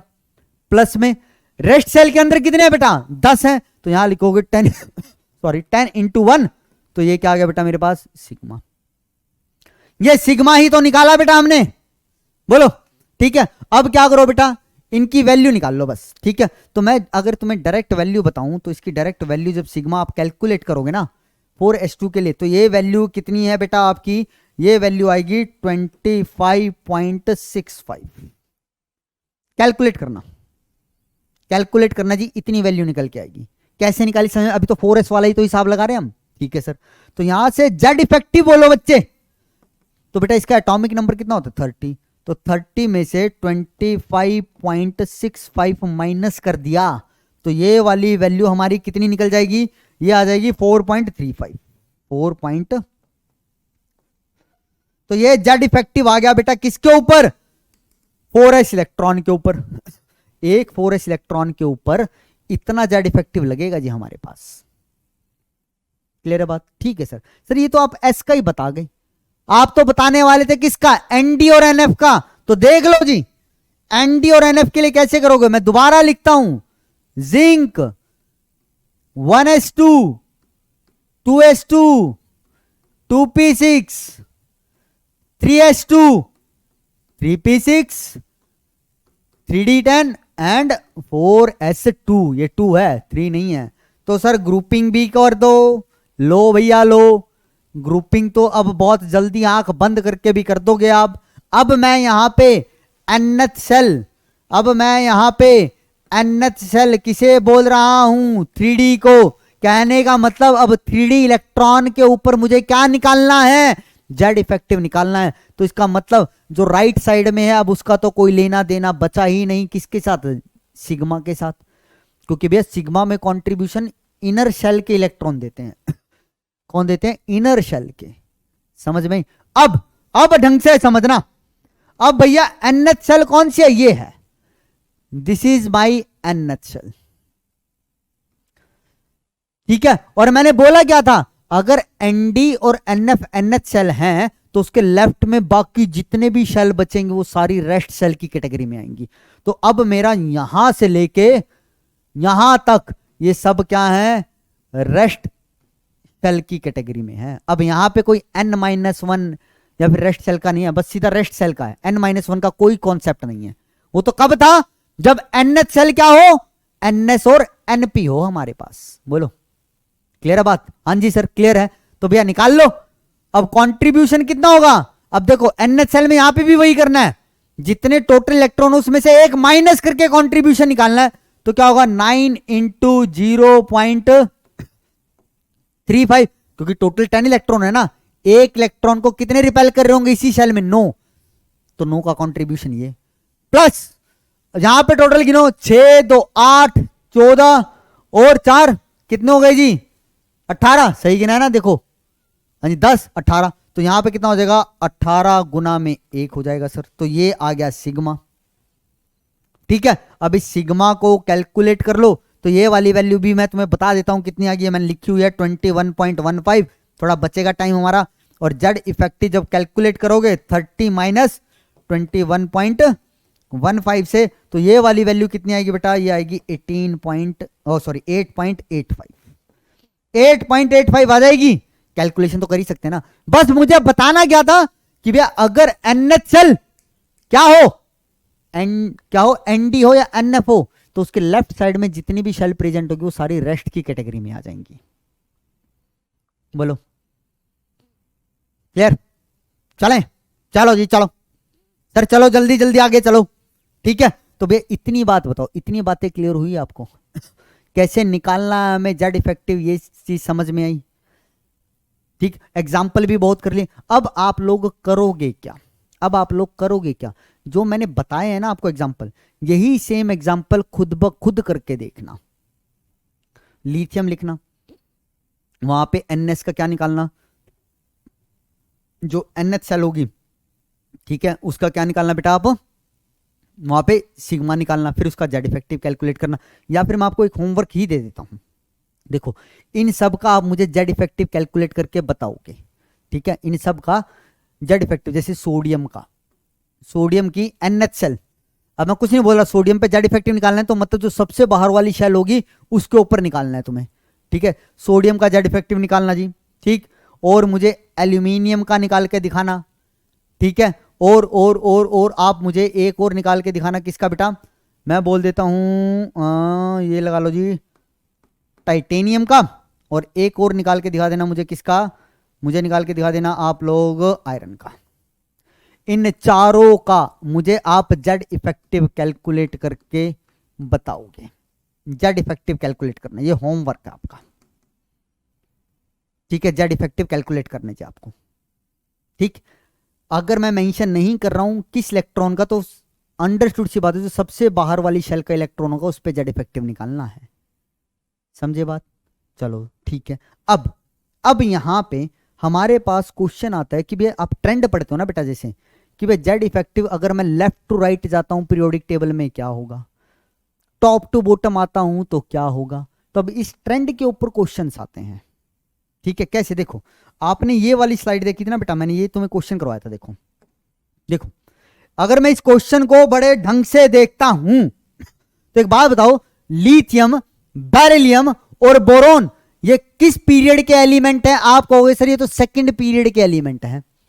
इसका एटॉमिक नंबर है 3, इसका है 4, इसका है 5। और सेकंड पीरियड क्या, एटॉमिक नंबर 1 से इंक्रीज कर रहे हैं। तो इसका मतलब क्या जी, जेड के अंदर 1 का क्या हो रहा है बेटा, इंक्रीमेंट हो रहा है। जेड क्या होता है, एटॉमिक नंबर, तो जेड हमेशा क्या कर रहा है, 1 से बढ़ रहा है।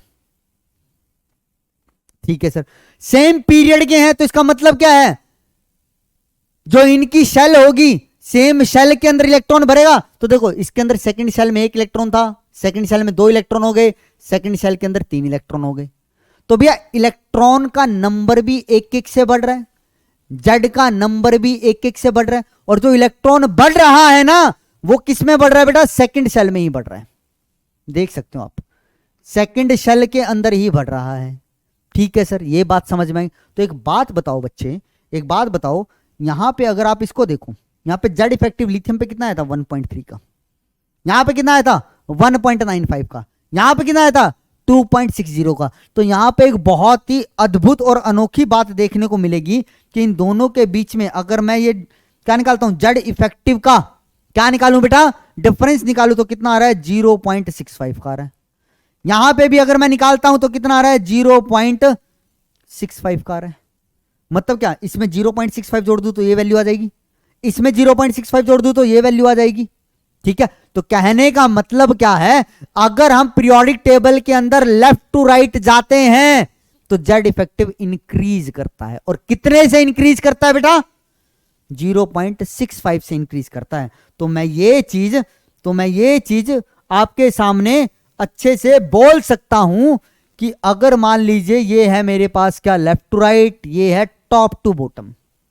ठीक है, तो यहां पे लिख देता हूं, अगर हम लेफ्ट टू राइट जा रहे हैं तो लेफ्ट टू राइट जाने पर हमारे पास जेड इफेक्टिव क्या करेगा, इंक्रीज करेगा सर। और अगर टॉप टू बॉटम देखें आप, टॉप टू बॉटम, तो टॉप टू बॉटम ये है, तो टॉप टू बॉटम में क्या होगा बेटा, जेड इफेक्टिव क्या होता है बेटा, ऑलमोस्ट कांस्टेंट, ऑलमोस्ट कांस्टेंट होता है। लेकिन ये इतना ही नहीं है, इसके अंदर अब आपको थोड़ी बातें और याद रखनी पड़ेंगी। ये तो मैंने जनरल ट्रेंड बताया कि आमतौर पे ऐसा होता है कि आमतौर पे लेफ्ट टू राइट जब मैं जाता हूं तो जेड इफेक्टिव इंक्रीज करता है, टॉप टू बॉटम आता हूं तो आमतौर पे क्या होता है, हमारा जेड इफेक्टिव कांस्टेंट रहता है। ये जो चीज मैंने बोली है ये सिर्फ और सिर्फ किस पे एप्लीकेबल है बेटा, S and p block elements के ऊपर एप्लीकेबल है। ये वाला ट्रेंड किस में फॉलो होगा, सिर्फ और सिर्फ एस और पी ब्लॉक के अंदर ही एप्लीकेबल होगा, डी में नहीं होगा जी, डी के लिए अलग से पढ़ेंगे आप। ठीक है, तो एस और पी के अंदर मैं लेफ्ट टू राइट जाता हूं तो क्या होती है बेटा, मेरे पास क्या होता है बेटा, जेड इफेक्टिव क्या करता है, इंक्रीज करता है। और ये वाली जो चीज लिखी है बेटा मैंने, ये वाली जो हमने चीज लिखी है ये किसके लिए होती है बेटा, ये किसके लिए होते हैं, मोस्ट प्रोबेबली इसको हम एस ब्लॉक के लिए बोलते हैं। सिर्फ किसके लिए बोलते हैं बेटा, सिर्फ और सिर्फ एस ब्लॉक के लिए, पी ब्लॉक के लिए नहीं बोलते इसको ज्यादातर। किसके लिए बोलते हैं, एस ब्लॉक के लिए। कंफ्यूजिंग सा लग रहा होगा सर, ये तो कंफ्यूजन सा हो गया, कैसे, देखो क्लियर कर देता हूं, सारी चीजें क्लियर करता हूं, देखो आपको एक्सप्लेन भी करता हूं। बेटा यहां पे मैंने क्या लिखा हुआ है, देखो ये सेकंड पीरियड के हैं, सारे के सारे सेकंड पीरियड हैं। ये सेकंड पीरियड के एलिमेंट्स लिखे मैंने इस तरफ, lithium, beryllium, boron, carbon, nitrogen, oxygen, fluorine, neon. Clear है बात। तो भैया अब क्या कह रहा हूं मैं, देखो जब मैं लेफ्ट टू राइट जा रहा हूं तो हमें साफ साफ पता चल रहा है यहां पे जेड के अंदर इंक्रीमेंट कितने का हो रहा है, 1 का। इसका 3 है, 4 है, 5 है, 6, 7, 8, 9, 10 तो जेड के अंदर इंक्रीमेंट कितने का हो रहा है, 1 का हो रहा है सर। सिग्मा का इंक्रीमेंट निकालो। तो भैया अब आपको एक बात पता है, अगर मैं लिथियम की इलेक्ट्रॉनिक कॉन्फ़िगरेशन लिखूं तो क्या होती है, 1s2 2s1। अगर मैं बेरिलियम की लिखूं तो क्या होगी, इतनी तो आ गई ना, समझ में आती है ना। तो भैया देखो सेम शेल के अंदर ही क्या कर रहा है, इलेक्ट्रॉन का नंबर इंक्रीज कर रहा है, सेम शेल के अंदर इलेक्ट्रॉन का नंबर इंक्रीज कर रहा है। तो भैया यहां पे भी NH शेल यही है, यहां पे भी NH शेल यही है। जब मैं किसकी, बोरोन की बात करता हूं तो वहां पे भी तो NH शेल यही रहेगी। तो देखो यही तो NH शेल रहेगी, सेकंड वाली ही। तो मतलब क्या हो रहा है, NH शेल के अंदर ही एक एक इलेक्ट्रॉन इंक्रीज करता जा रहा है। तो NH शेल क्या, NS और NP तो है। तो एक बात बताओ बेटा, NS और NP के अंदर, NH शेल के अंदर एक इलेक्ट्रॉन का कंट्रीब्यूशन कितना था, 0.35 था। कितना था, 0.35। तो मैं बोल सकता हूं सिग्मा में इंक्रीमेंट कितना हो रहा है लेफ्ट टू राइट जाने पे, 0.35 का ही तो हो रहा है भैया। जेड 1 से बढ़ रहा है और हमारा एक एक इलेक्ट्रॉन किसमें बढ़ता जा रहा है, NH सेल के अंदर बढ़ता जा रहा है। और NH सेल क्या है, NS और NP वाली है सर। तो एक एक इलेक्ट्रॉन बढ़ेगा तो इसका मतलब क्या, 0.35 सिग्मा में बढ़ता चलेगा। तो एक बात बताओ, तो हमारा जो जेड इफेक्टिव में इंक्रीमेंट आएगा वो क्या आएगा, जेड माइनस सिग्मा ही तो आएगा। तो जेड में इंक्रीमेंट है 1 का, सिग्मा में इंक्रीमेंट है 0.35 का। तो यहां से मैं क्या बोल सकता हूं कि सर जेड इफेक्टिव में इंक्रीमेंट कितने का आएगा, 0.65 का ही तो आएगा। और यही बात मैंने आपको पीछे बोली थी कि लेफ्ट टू राइट जाने पे एस और पी ब्लॉक के अंदर हमारे पास इंक्रीमेंट जो होता है किसके अंदर, जेड इफेक्टिव में कितने का आएगा, 6 पॉइंट 0.65 का आएगा, 0.65। तो आप देख सकते हो जेड इफेक्टिव की वैल्यू लिखी हुई है ना, सब में 0.65 का डिफरेंस है। 1.3 में 0.65 जोड़ो तो ये आ जाएगी, फिर 1.65 जोड़ो, फिर 0.65 0.65 0.65 0.65 0.65। तो सब के अंदर क्या है बेटा, 0.65 का इंक्रीमेंट हो रहा है लेफ्ट टू राइट जाने पे, और ये एप्लीकेबल है सिर्फ और सिर्फ एस और पी ब्लॉक के अंदर। ठीक है, तो मैं पीछे मेंशन कर दे दूं कि भैया जेड इफेक्टिव में इंक्रीमेंट कितने का होगा, 0.65 का होगा सर। किसका होगा बेटा, 0.65 का होने वाला है। और ये क्यों हुआ 0.65 का, ये बात समझ में आई ना, क्योंकि सर जेड 1 से बढ़ता है और सिग्मा 0.35 से बढ़ रहा है सर। क्यों, क्योंकि एनएच सेल के अंदर एक एक इलेक्ट्रॉन ऐड होता जा रहा है, और एनएच सेल के अंदर एक इलेक्ट्रॉन का कंट्रीब्यूशन 0.35 है हमारे पास। तो भैया तो कितने का इंक्रीमेंट हो रहा है, 1 में से 0.35 घटा दो, इतने का ही तो हो रहा है। ठीक, चलो जी बढ़िया। अब बात करते हैं टॉप टू बॉटम की। टॉप टू बॉटम में ये ले लेता हूं, लिथियम, सोडियम, पोटाशियम, रुबिडियम और सीजियम। बेटा लिथियम का जेड इफेक्टिव मुझे पता है 1.3। कितना होता है बेटा, 1.3 होता है। ठीक है, अगर सोडियम का, मैंने आपको होमवर्क दिया है, मैंने होमवर्क दिया, खुद निकालना, ईमानदारी से निकालना। कभी हम यहां से आंसर देख के इस आंसर को निकालने बैठ जाओ, ईमानदारी से निकालना। तो ये कितना आता है बेटा मेरे पास, ये आता है हमारे पास 2.2। सोडियम का आता है 2.2, निकाल लेना जी। ठीक है, निकाल के देखना, मैंने कैलकुलेट किया तो मैंने लिख दिया। अब नीचे तुम चाहे कितना भी निकालो, इसका भी 2.2 आएगा, इसका भी 2.2 आएगा, इसका भी 2.2 आएगा। तो तुमने क्या देखा, तुमने देखा जी जब लिथियम से सोडियम पे आया ना मैं, तो यहां पे कितने का इंक्रीमेंट है बेटा, 0.9 का इंक्रीमेंट हुआ।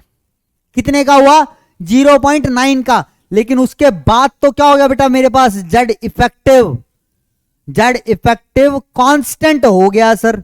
तो आपको यह बात और याद रखनी है, जब हम सेकंड पीरियड एलिमेंट से थर्ड पीरियड एलिमेंट की तरफ आते हैं तो जेड इफेक्टिव मेरा 0.9 से इंक्रीज करता है। तो क्या बोलूं, जब हम सेकंड पीरियड एलिमेंट से कहां पे आते हैं बेटा, थर्ड पीरियड की तरफ आते हैं, तो जो जेड इफेक्ट में इंक्रीमेंट होता है, इंक्रीज होता है, वो कितने का होता है, 0.9 का होता है। लेकिन इसके बाद मैं नीचे आऊंगा तो क्या रहेगा बेटा, हमारा जेड इफेक्टिव कांस्टेंट रहेगा। क्या रहेगा, कांस्टेंट रहेगा। बोलो, और ये सिर्फ और सिर्फ एप्लीकेबल कहां है, एस के अंदर, एस ब्लॉक के अंदर ज्यादातर वैलिड है ये चीज, पी ब्लॉक में नहीं है जी। अगर कहीं पे पी ब्लॉक में लिखा ना तो ये बात गलत, आप निकाल के देख लेना चाहिए। पी ब्लॉक के अंदर टॉप टू बॉटम तुम निकाल के देखना, ये वाला ट्रेंड फॉलो नहीं कर पाएगा वो। एस ब्लॉक के अंदर होगा ये, डैम श्योर है जी, 101% ये चीज है। ठीक, अब क्वेश्चन कैसे आएगा इससे, अब क्वेश्चन देखो, क्वेश्चन ये फ्रेम होने वाला है सर, कहते हैं जी क्या, if Z effective of calcium is x, then calculate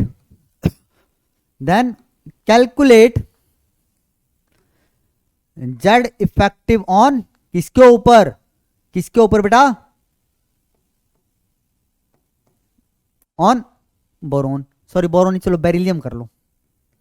ठीक है, बेरिलियम पे भी निकालो और बोरोन पे भी निकालो। चलो एक्स की टर्म्स में आंसर आना चाहिए, ऑप्शन नहीं दे रहा हूं, सिंपल सोचो, जो अभी तुम्हें लॉजिक बताया ना उससे हो जाएगा आसानी से।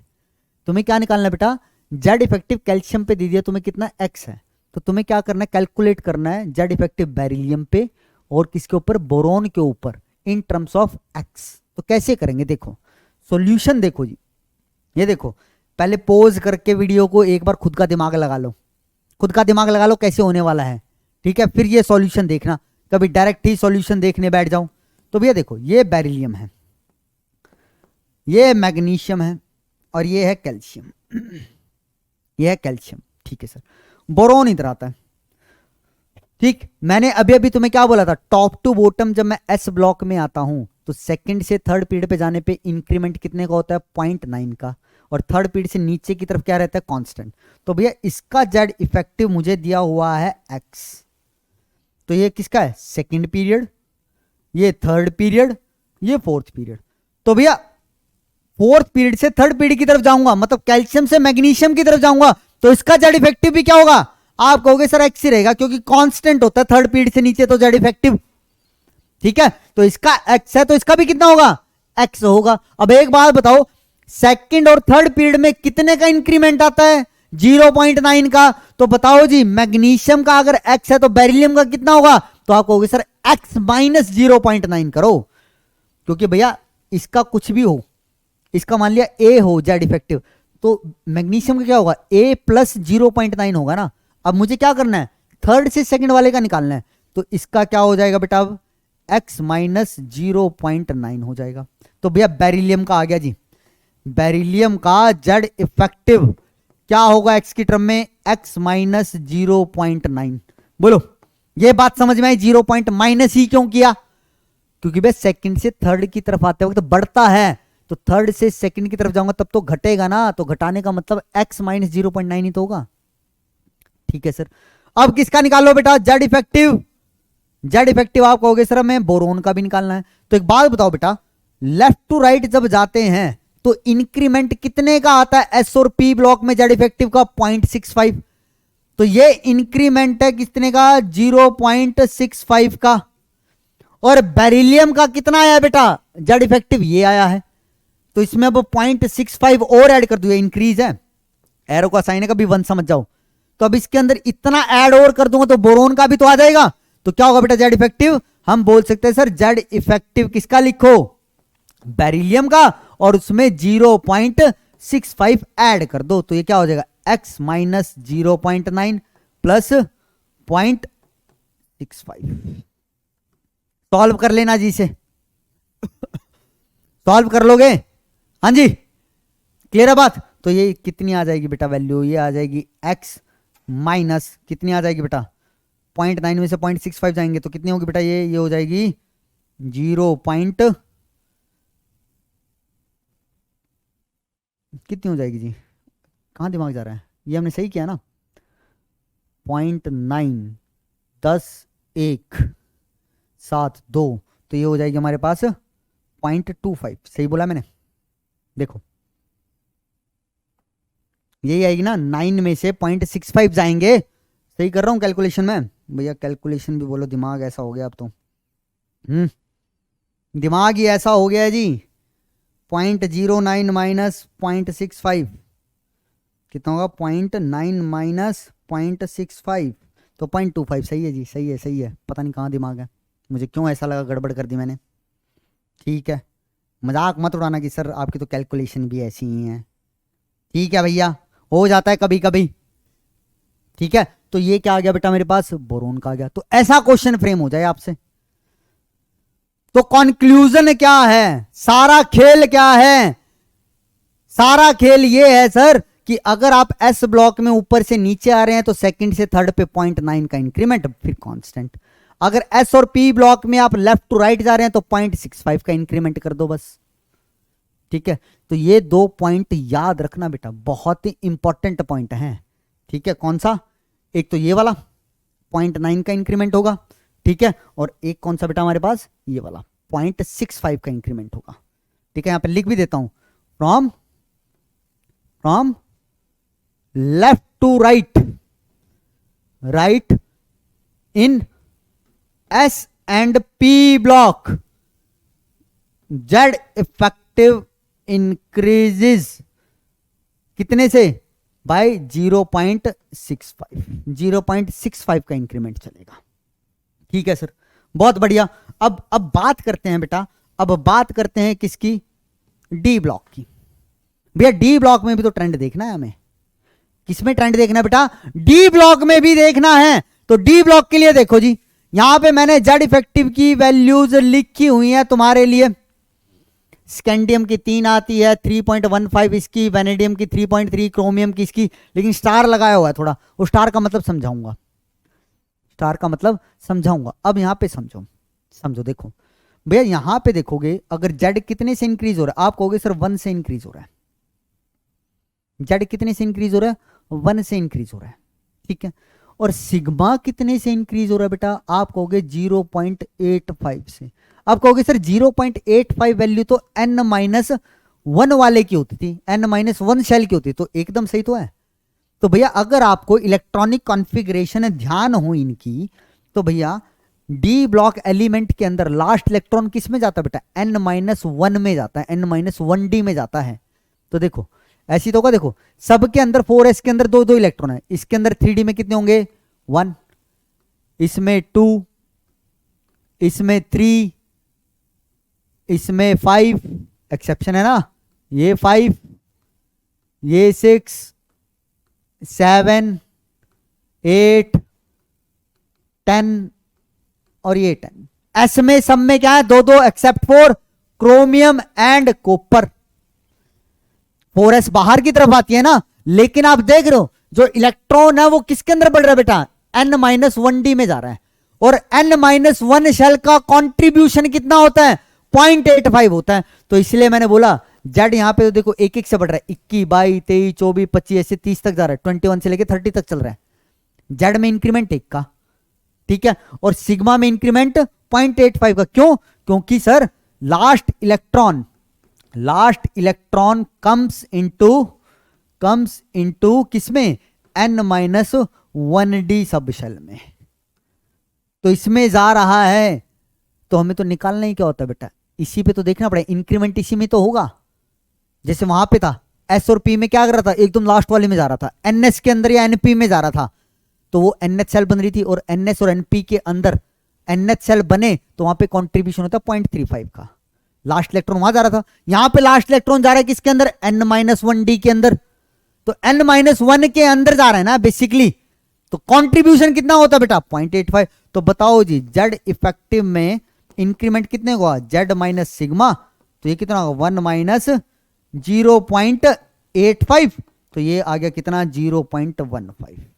तो भैया डी ब्लॉक के अंदर लेफ्ट टू राइट जाने पर हमारे पास कितने का इंक्रीमेंट होगा, 0.15 का। अब आप देख सकते हो 0.15 का ही डिफरेंस है, ठीक है। तो मैं क्या बोल सकता हूं, इन डी ब्लॉक एलिमेंट, तो बेटा ये मोटे मोटे पॉइंट हैं, ये क्वेश्चन आपका चुटकियों में करवाएंगे।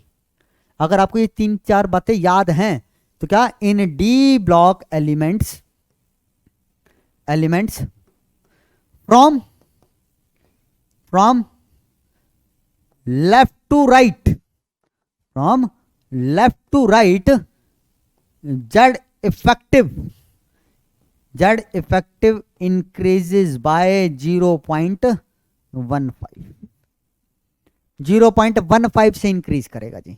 तो आप देख सकते हैं, लेकिन अब बात करो ये जो स्टार लगे हुए हैं, इन स्टार वालों की बात करते हैं जी, कि भैया ये स्टार क्यों लगा दिए, क्योंकि भैया क्रोमियम का तुम निकालना, ऑल्दो 3.45 लिखा हुआ है मैंने, क्योंकि 3.3 में 0.15 जोड़ूंगा तो यही तो आएगा, लेकिन जब मैं इसकी एक्चुअल जेड इफेक्टिव निकालता हूं तो वो आते हैं 2.95, ये एक्चुअल है इसकी। ऐसी कॉपर की भी देखो, कॉपर की अगर यहां पे 0.15 जोड़ूंगा तो क्या आएगा, 4.2 आएगा, ठीक है। तो लेकिन इसकी भी अगर मैं निकालूंगा तो वो क्या आएगी बेटा, 4.2 से कम आएगी। कितनी आएगी ये आप लोग मुझे बताओगे, ये होमवर्क है। अब ऐसा हुआ क्यों, मैं इसका रीजन दे देता हूं, क्योंकि भैया हो क्या रहा था, देखो 3 थे, यहां पे डी में कितने इलेक्ट्रॉन आने चाहिए थे, 4 आने चाहिए थे। कितने आने चाहिए थे, 4, लेकिन हो गए 5। मतलब क्या हुआ, जो एस वाला इलेक्ट्रॉन था ना, 4s वाला जो एक इलेक्ट्रॉन था, वो कूद के कहां पे आ गया, डी में आ गया, और 5 बन गए, ठीक है। ऐसे बोलने चाह रहा हूं, देखो मैं इस तरीके से कि भैया कॉपर जो है, कॉपर की अगर मैं इलेक्ट्रॉनिक कॉन्फ़िगरेशन लिखूं, एक्सपेक्ट क्या थी, 3d4 4s2 होनी चाहिए थी, ये एक्सपेक्टेड है, ये एक्सपेक्टेड कॉन्फ़िगरेशन लिखी है बेटा कि ऐसा होना चाहिए था, लेकिन इसकी एक्चुअल होती क्या है, 3d5 4s1 होती है। मतलब क्या, एक इलेक्ट्रॉन यहां से उठ के इधर आ जाता है और ये चीज बन जाती है, ये एक्चुअल होती है हमारे पास। तो एक बात बताओ, जो इलेक्ट्रॉन जाना कहां चाहिए था 4s के अंदर, वो कहां पे आ गया, डी में आ गया। तो भैया अगर मान लो वो एक्चुअल में इलेक्ट्रॉन एस में जाता, ठीक है, जो आ रहा था इलेक्ट्रॉन वो एक्चुअल एस में जाता, तो उसका कंट्रीब्यूशन कितने का होता, आप कहते सर 0.35 का।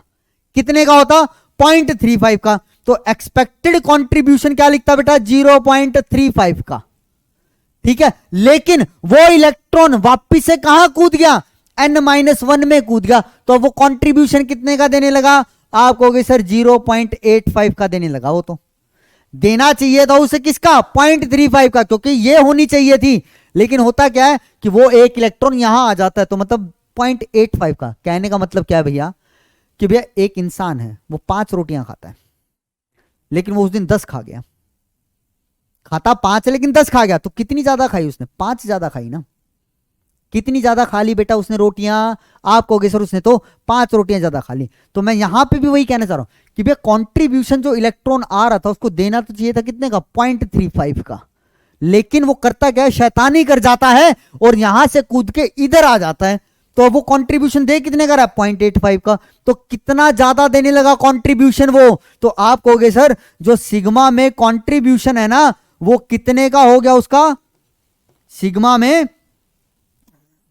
सिग्मा में जो कंट्रीब्यूशन है उस इलेक्ट्रॉन का कितना बढ़ गया, तो आप कहोगे सर 0.85 माइनस 0.35 कर दो।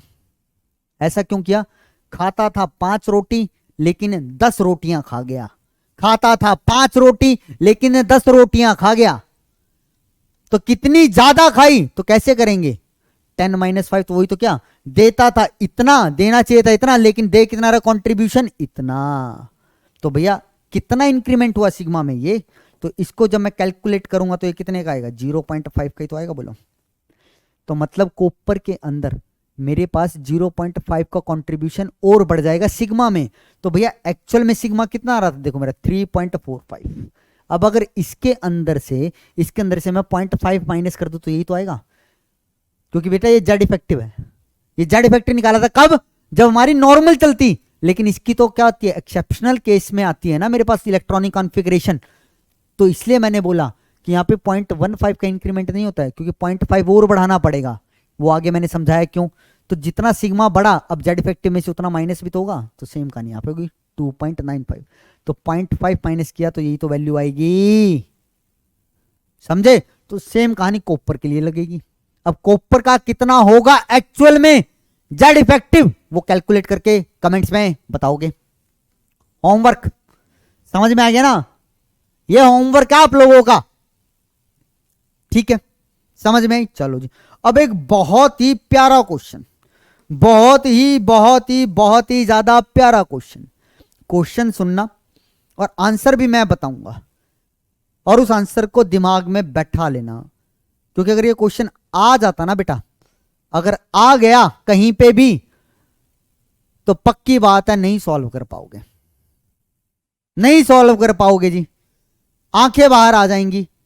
कैसे सॉल्व करने बैठ भी गए तो क्या हो जाएगा भैया, टाइम बहुत ले लोगे तुम, ठीक है। कैसे, क्या बोलना चाहता हूं बेटा, मैं क्या बोलना चाह रहा हूं, देखो क्वेश्चन की फॉर्म में लिखता हूं, लिख रहा हूं जी which of the following element have same Z effective for n-1d electron and ns electron.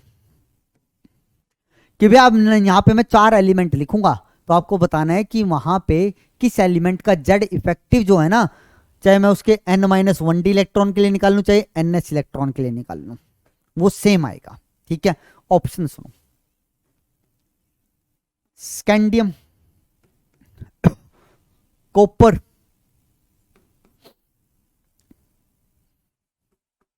Boron, और यहां पे लिख दिया आयरन। चलो जी निकालोगे एक एक का निकाल के देखना पड़ जाएगा तुम्हें, एक एक का निकाल के देखोगे तब कहीं जाके आंसर आएगा, और ये क्वेश्चन तुम्हारा क्या कर जाएगा बेटा, बहुत टाइम खा जाएगा। तो देखो सीधा सीधा मैं बताता हूं, जो मैं बता रहा हूं वो याद रख लेना, जो मैं बता रहा हूं वो याद रख लेना। क्या याद रखना कि भाई स्कैंडियम लिखो, स्कैंडियम की इलेक्ट्रॉनिक कॉन्फ़िगरेशन लिख लोगे, हाँ जी सर लिख लेंगे।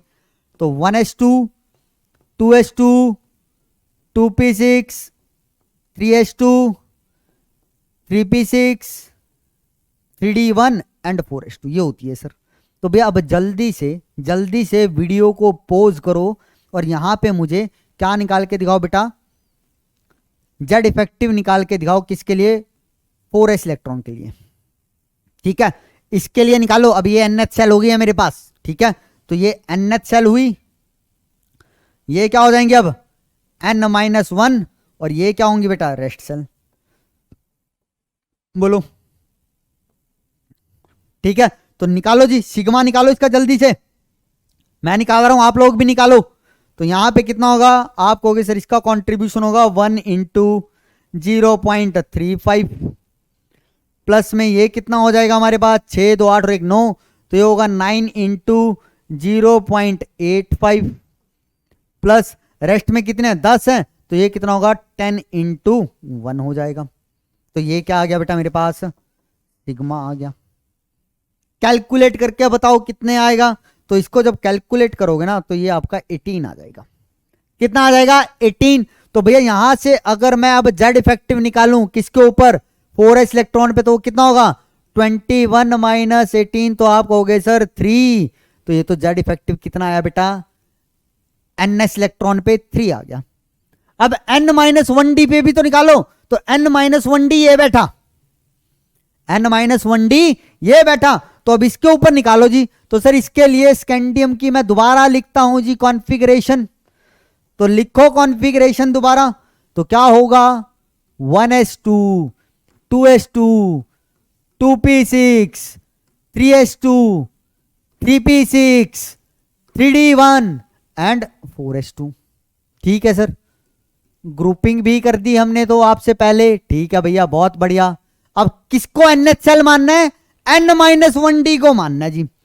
किसको मानना है बेटा, N-1। तो ये NH सेल है, तो अब इसका तो कोई रोल रहा नहीं, अब इसका तो कोई रोल रहा नहीं। और बेटा अब याद करो, मैंने बोला था अगर ND और NF हमारी NH सेल हो, उसके लेफ्ट में अब जितनी भी सेल बचेंगे वो सब की सब क्या होंगी, रेस्ट सेल की कैटेगरी में आएंगी। ठीक है सर, रेस्ट सेल की कैटेगरी में आ गई। अब आगे बोलो। तो भैया NH सेल का कंट्रीब्यूशन कितना होगा, 0 इंटू 0.35। क्यों होगा सर 0, क्योंकि भैया जितने NH सेल में होते हैं इलेक्ट्रॉन से एक कम करके कंट्रीब्यूशन निकालते हैं ना। ठीक है, और बाकी का क्या होगा बेटा, प्लस कितने इलेक्ट्रॉन है देखो 10, 18, तो 18 इंटू 1, क्योंकि रेस्ट सेल का कंट्रीब्यूशन कितना बेटा इलेक्ट्रॉनों का, 1 का 1, तो 18 कितना होगा 18। तो ये वाली वैल्यू सिग्मा की कितनी आई, आप कहोगे सर ये तो 18 आ गई। तो जेड इफेक्टिव कितना आया बेटा, तो इसको भी कैलकुलेट करोगे, 21 माइनस 18 इक्वल टू 3। तो देख लो जी। तो भैया N-1d पे निकाला जब हमने जेड इफेक्टिव, तब 3 आया। जब हमने NS के ऊपर निकाला जेड इफेक्टिव, तब भी क्या आया 3। तो करेक्ट आंसर क्या हो गया यहां पे हमारे पास, क्या हो गया बेटा हमारे पास, ए ऑप्शन हो जाएगा। अब आपके दिमाग में यह सवाल आएगा कि सर क्या इसके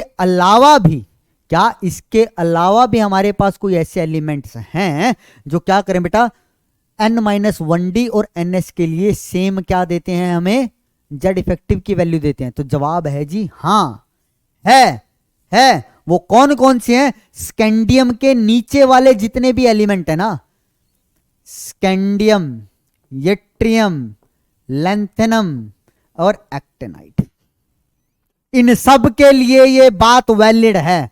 अगर मैं इन सब एलिमेंट के लिए क्या करूं बेटा, अगर मैं N-1d और किसके लिए बेटा, NS के लिए जेड इफेक्टिव निकालता हूं, तो वो सेम आएगा और उसकी वैल्यू कितनी आएगी, 3 आएगी। याद रखना 3 आएगी जी। तो अब ऐसा हो क्यों रहा है, क्योंकि भैया इनकी इलेक्ट्रॉनिक कॉन्फ़िगरेशन देखो सेम है। इसकी देखता हूं तो क्या है 3d1 4s2, इसकी देखूंगा तो क्या होगी बेटा 4d1 5s2, इसकी देखूंगा तो क्या होगी बेटा 5d1 6s2, और इसकी देखूंगा तो क्या होगी बेटा 6d1 7s2।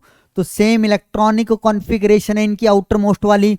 तो चाहे मैं इनके लिए जेड इफेक्टिव N-1d के लिए निकाल लूं, चाहे मैं यहां पे जेड इफेक्टिव NS के लिए निकाल लूं, वो हमेशा क्या आएगी बेटा 3 आएगी।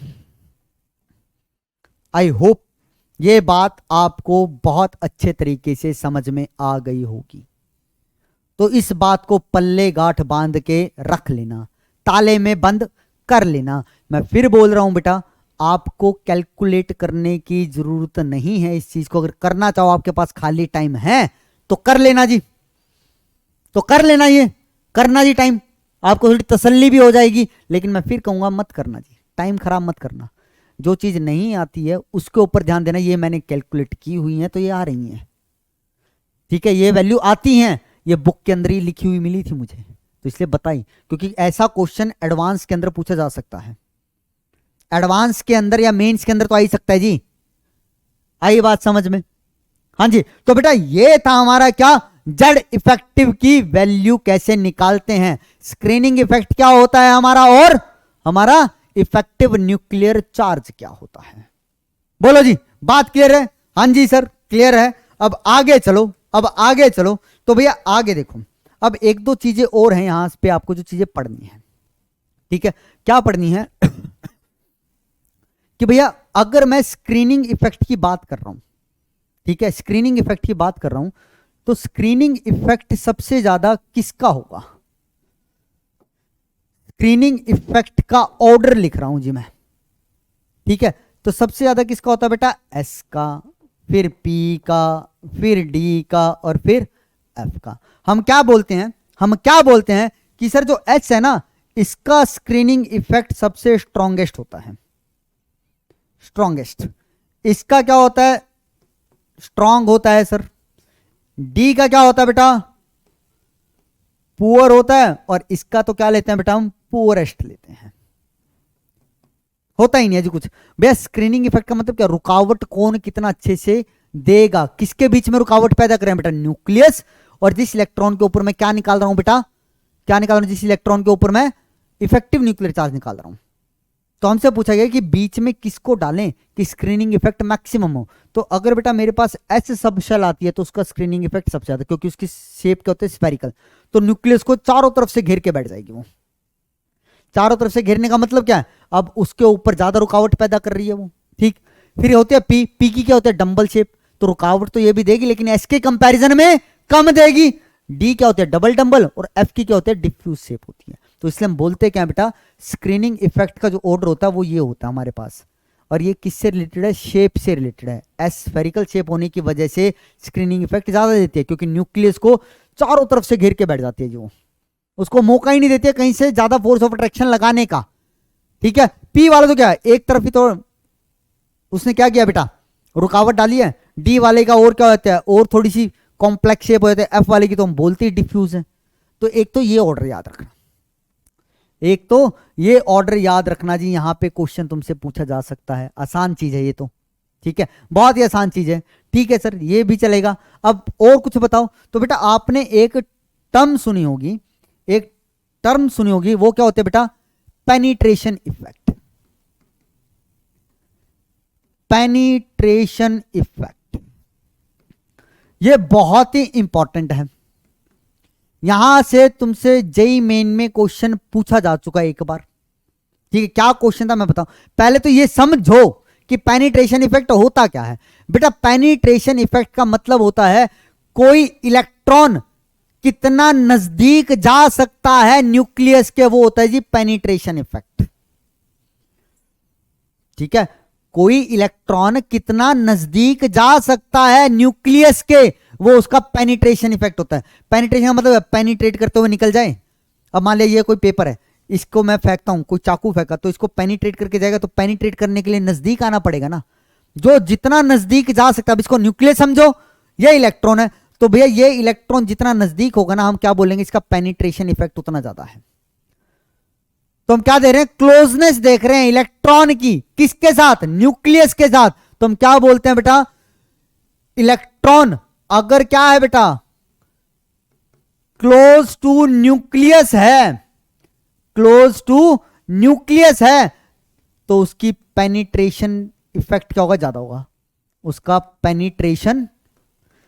पेनिट्रेशन इफेक्ट क्या होगा बेटा, ज्यादा होगा सर, ठीक है सर, समझ में आया पेनिट्रेशन इफेक्ट, ठीक है। अब भैया सबसे क्लोज इलेक्ट्रॉन कहां पे होगा, जो शेल न्यूक्लियस के सबसे पास है, अगर उसके अंदर कोई इलेक्ट्रॉन है तो उसका पेनिट्रेशन इफेक्ट ज्यादा।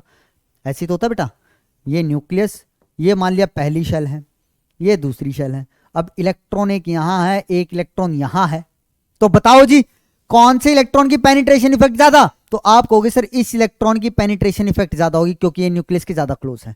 तो क्या मैं ये भी बोल सकता हूं जो शेल मेरी सबसे ज्यादा नजदीक होगी न्यूक्लियस के, उसके अंदर जो इलेक्ट्रॉन प्रेजेंट होगा उसका पेनिट्रेशन इफेक्ट ज्यादा होगा? बात तो वही बोलिए जी, इलेक्ट्रॉन को नजदीक बोलो या उस शेल को नजदीक बोल दो तो एक ही तो बात है, एक ही तो बात है बेटा हमारे पास। तो यहां से क्वेश्चन तुमसे पूछा गया था, यहां से तुमसे क्वेश्चन पूछा गया था। आमतौर पे मुझे यह बताइए, आमतौर पे कौन सी शेल या कौन सी सब शेल न्यूक्लियस के ज्यादा नजदीक होती है? एस होती है, फिर पी होती है, फिर डी होती है, फिर एफ होती है। तो भैया मैं बोल सकता हूं एस पी डी एफ, ये क्या है बेटा? पेनिट्रेशन इफेक्ट का डिक्रीजिंग ऑर्डर है। लेकिन क्वेश्चन ये नहीं पूछेगा, वो तुम्हें सब शेल देगा। क्या देगा बेटा? सब शेल देगा। ठीक है, ये क्या बेटा? Decreasing order of penetration effect, decreasing order of penetration effect, ये है जी आमतौर पे। लेकिन क्वेश्चन पता क्या आया था? क्वेश्चन ये आया था तुम्हारे पास, देखो क्वेश्चन लिखता हूं, 3s 3p 3d 4f 5s, ये दिया और कहा जी इन सभी सब शेल को अरेंज करो in decreasing order of penetration effect. हमें क्या लिखना है बेटा? इनका क्या लिखना है बेटा? डिक्रीजिंग ऑर्डर ऑफ क्या? Penetration effect. अगर आपको पता है तो एक बार आप लोग वीडियो को पॉज करो और ये लिख के देखो, ठीक है, फिर सॉल्यूशन देखना। ठीक है, अब यहां पे इस क्वेश्चन को करने से पहले ना आपको एक पॉइंट पता होना चाहिए, तब होगा। पॉइंट क्या है भैया? N+L रूल पढ़ा होगा आपने, जिसे हम बोर बुरी रूल भी बोलते हैं, N+L रूल। तो क्या बोलते हैं बेटा? जिसकी N+L वैल्यू ज्यादा होगी, जिसकी N+L वैल्यू ज्यादा होगी उसकी एनर्जी भी क्या होगी? उसकी एनर्जी भी ज्यादा होगी। जिसकी एनर्जी ज्यादा होगी उसकी क्या होगी बेटा? Penetration power. उसकी पेनिट्रेशन पावर या पेनिट्रेशन इफेक्ट क्या होगा बेटा? कम होगा।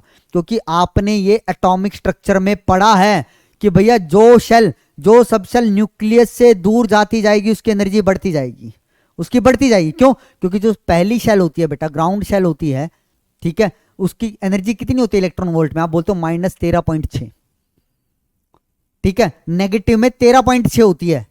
ठीक है, जैसे जैसे इलेक्ट्रॉन से दूर जाओगे तो आप देखते हो इनफाइनाइट पे जाते जाते वो जीरो होने लगते हैं। तो मतलब क्या हो रहा है? नेगेटिव में कम होती जा रही है, मतलब -13.6 है, फिर वो कितनी होगी? मेरे ख्याल से 10.2 का कुछ डिफरेंस आता है मेरे पास। ठीक है, तो क्या होती जा रही है बेटा? बढ़ती जा रही है मेरे पास वैल्यू एनर्जी की।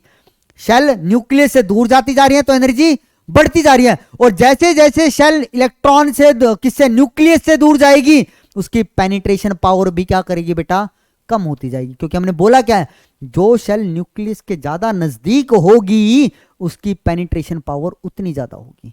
तो भैया मैं इनकी एनर्जी निकाल सकता हूं, एटॉमिक स्ट्रक्चर में आप ये पढ़ के आए हैं तो निकालो। सर निकालने के लिए इनको एक बार और लिख लो। तो ये लिखा मैंने 3s, ये लिखा 3p, ये लिखा 3d, ये लिखा 4f, ये लिखा 5s। अब सर इनकी N+L वैल्यू भी निकाल दो। ये लो जी, निकाल दी, निकाल दें। तो 3s की कितनी होगी? 3, इसकी कितनी होगी? 4, 5, 7, 5। N+L तो निकालना आता है ना भैया, पढ़ के आए हो ये तो एटॉमिक स्ट्रक्चर के अंदर। तो भैया जिसकी N+L वैल्यू ज्यादा उसकी एनर्जी ज्यादा, जिसकी एनर्जी ज्यादा वो न्यूक्लियस से दूर, और जो न्यूक्लियस से दूर उसकी पेनिट्रेशन पावर कम। तो देख लो सबसे ज्यादा वैल्यू किसकी है? 4f की है जी। तो मतलब इसकी क्या होगी? पेनिट्रेशन पावर सबसे कम। तो डिक्रीजिंग ऑर्डर लिखना है। तो भैया बताओ, तो मुझे ये बताओ, तो 4f कहां पे आएगा बेटा? यहां पे लिख देता हूं, 4f तो सर लास्ट में आएगा, सबसे कम किसकी है बेटा n plus L value 3s की, तो 3s की क्या होगी बेटा पेनिट्रेशन पावर सबसे ज्यादा होगी। फिर किसकी है बेटा देखो 3p की 4 है, 3d और 5s की 5 है, तो 3p की हो जाएगी पेनिट्रेशन पावर फिर सबसे ज्यादा।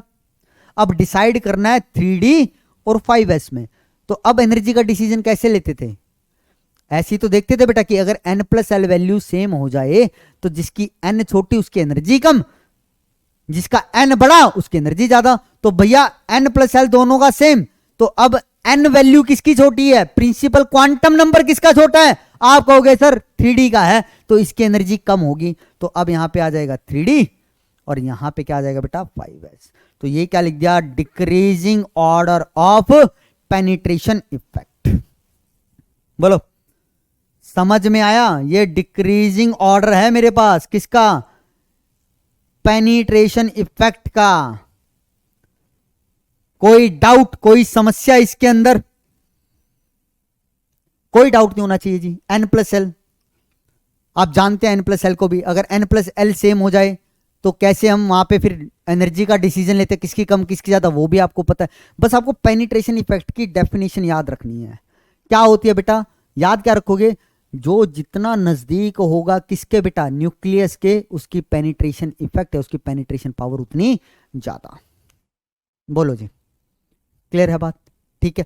तो भैया यहां पे खत्म होता है हमारा क्या, हमारा screening effect, effective nuclear charge वाला कॉन्सेप्ट। आई बात समझ में, ठीक है। अब इसके अंदर एक चीज और रह गई है, लेकिन वो मैं आपको पढ़ाऊंगा जब मैं आपसे बातें कर लूंगा आयनिक रेडियस की। आयनिक रेडियस की जब मैं आपसे बातें कर लूंगा बेटा, तब वो आपको कॉन्सेप्ट बताऊंगा जेड इफेक्टिव वाला। वहां पे एक और छोटा टॉपिक, लेकिन उसके लिए मुझे आयनिक रेडियस बतानी पड़ेगी, लेकिन आयनिक रेडियस आज नहीं हो पाएगा, ठीक है। आई थिंक मुझे लगता है टाइम कितना हो गया है हमारे पास, टाइम भी बहुत हो गया, बहुत लंबा लेक्चर चला गया है। तो भैया एटॉमिक रेडियस को भी हम क्या करेंगे, एटॉमिक रेडियस और आयनिक रेडियस को भी हम नेक्स्ट लेक्चर में देखेंगे। तो बेटा उम्मीद करता हूं जो भी आज मैंने पढ़ाया आपको सब अच्छे से समझ में आया होगा। लेक्चर को ढंग से देखना, जेड इफेक्टिव कैसे कैलकुलेट करते हैं वो कैसे किया है, जितने एग्जाम्पल दिए हैं सब खुद से करना, दिल लगाकर मेहनत करो। और टाइम के लिए मत बोलना कि सर टाइम कम करो, भैया लेक्चर का टाइम कम कर दूंगा तो कंटेंट नहीं दे पाऊंगा, क्वालिटी कंटेंट नहीं मिलेगा बेटा। फिर ऐसा होगा कि जहां पे मुझे 5 एग्जाम्पल देने हैं वहां पे सिर्फ 1 या 2 दे के निकल जाऊंगा, फिर दिक्कत होगी तुम्हें। तो भैया समय तो तुम्हें निकालना पड़ेगा बेटा, तैयारी करो, मेहनत करो। आईआईटी करने वाले हो, खेल नहीं करने वाले हो, तो मेहनत तो लगेगी, समझे बात। तो भैया ये था हमारा लेक्चर नंबर 4। उम्मीद करता हूं सब अच्छे से क्लियर होगा, सारी बातें आप लोगों ने अच्छे से अंडरस्टैंड की होगी। नेक्स्ट टाइम फिर मिलेंगे एक और बेहतरीन लेक्चर के साथ, तब तक के लिए टेक केयर, बाय बाय। खूब पढ़ो खूब बढ़ो।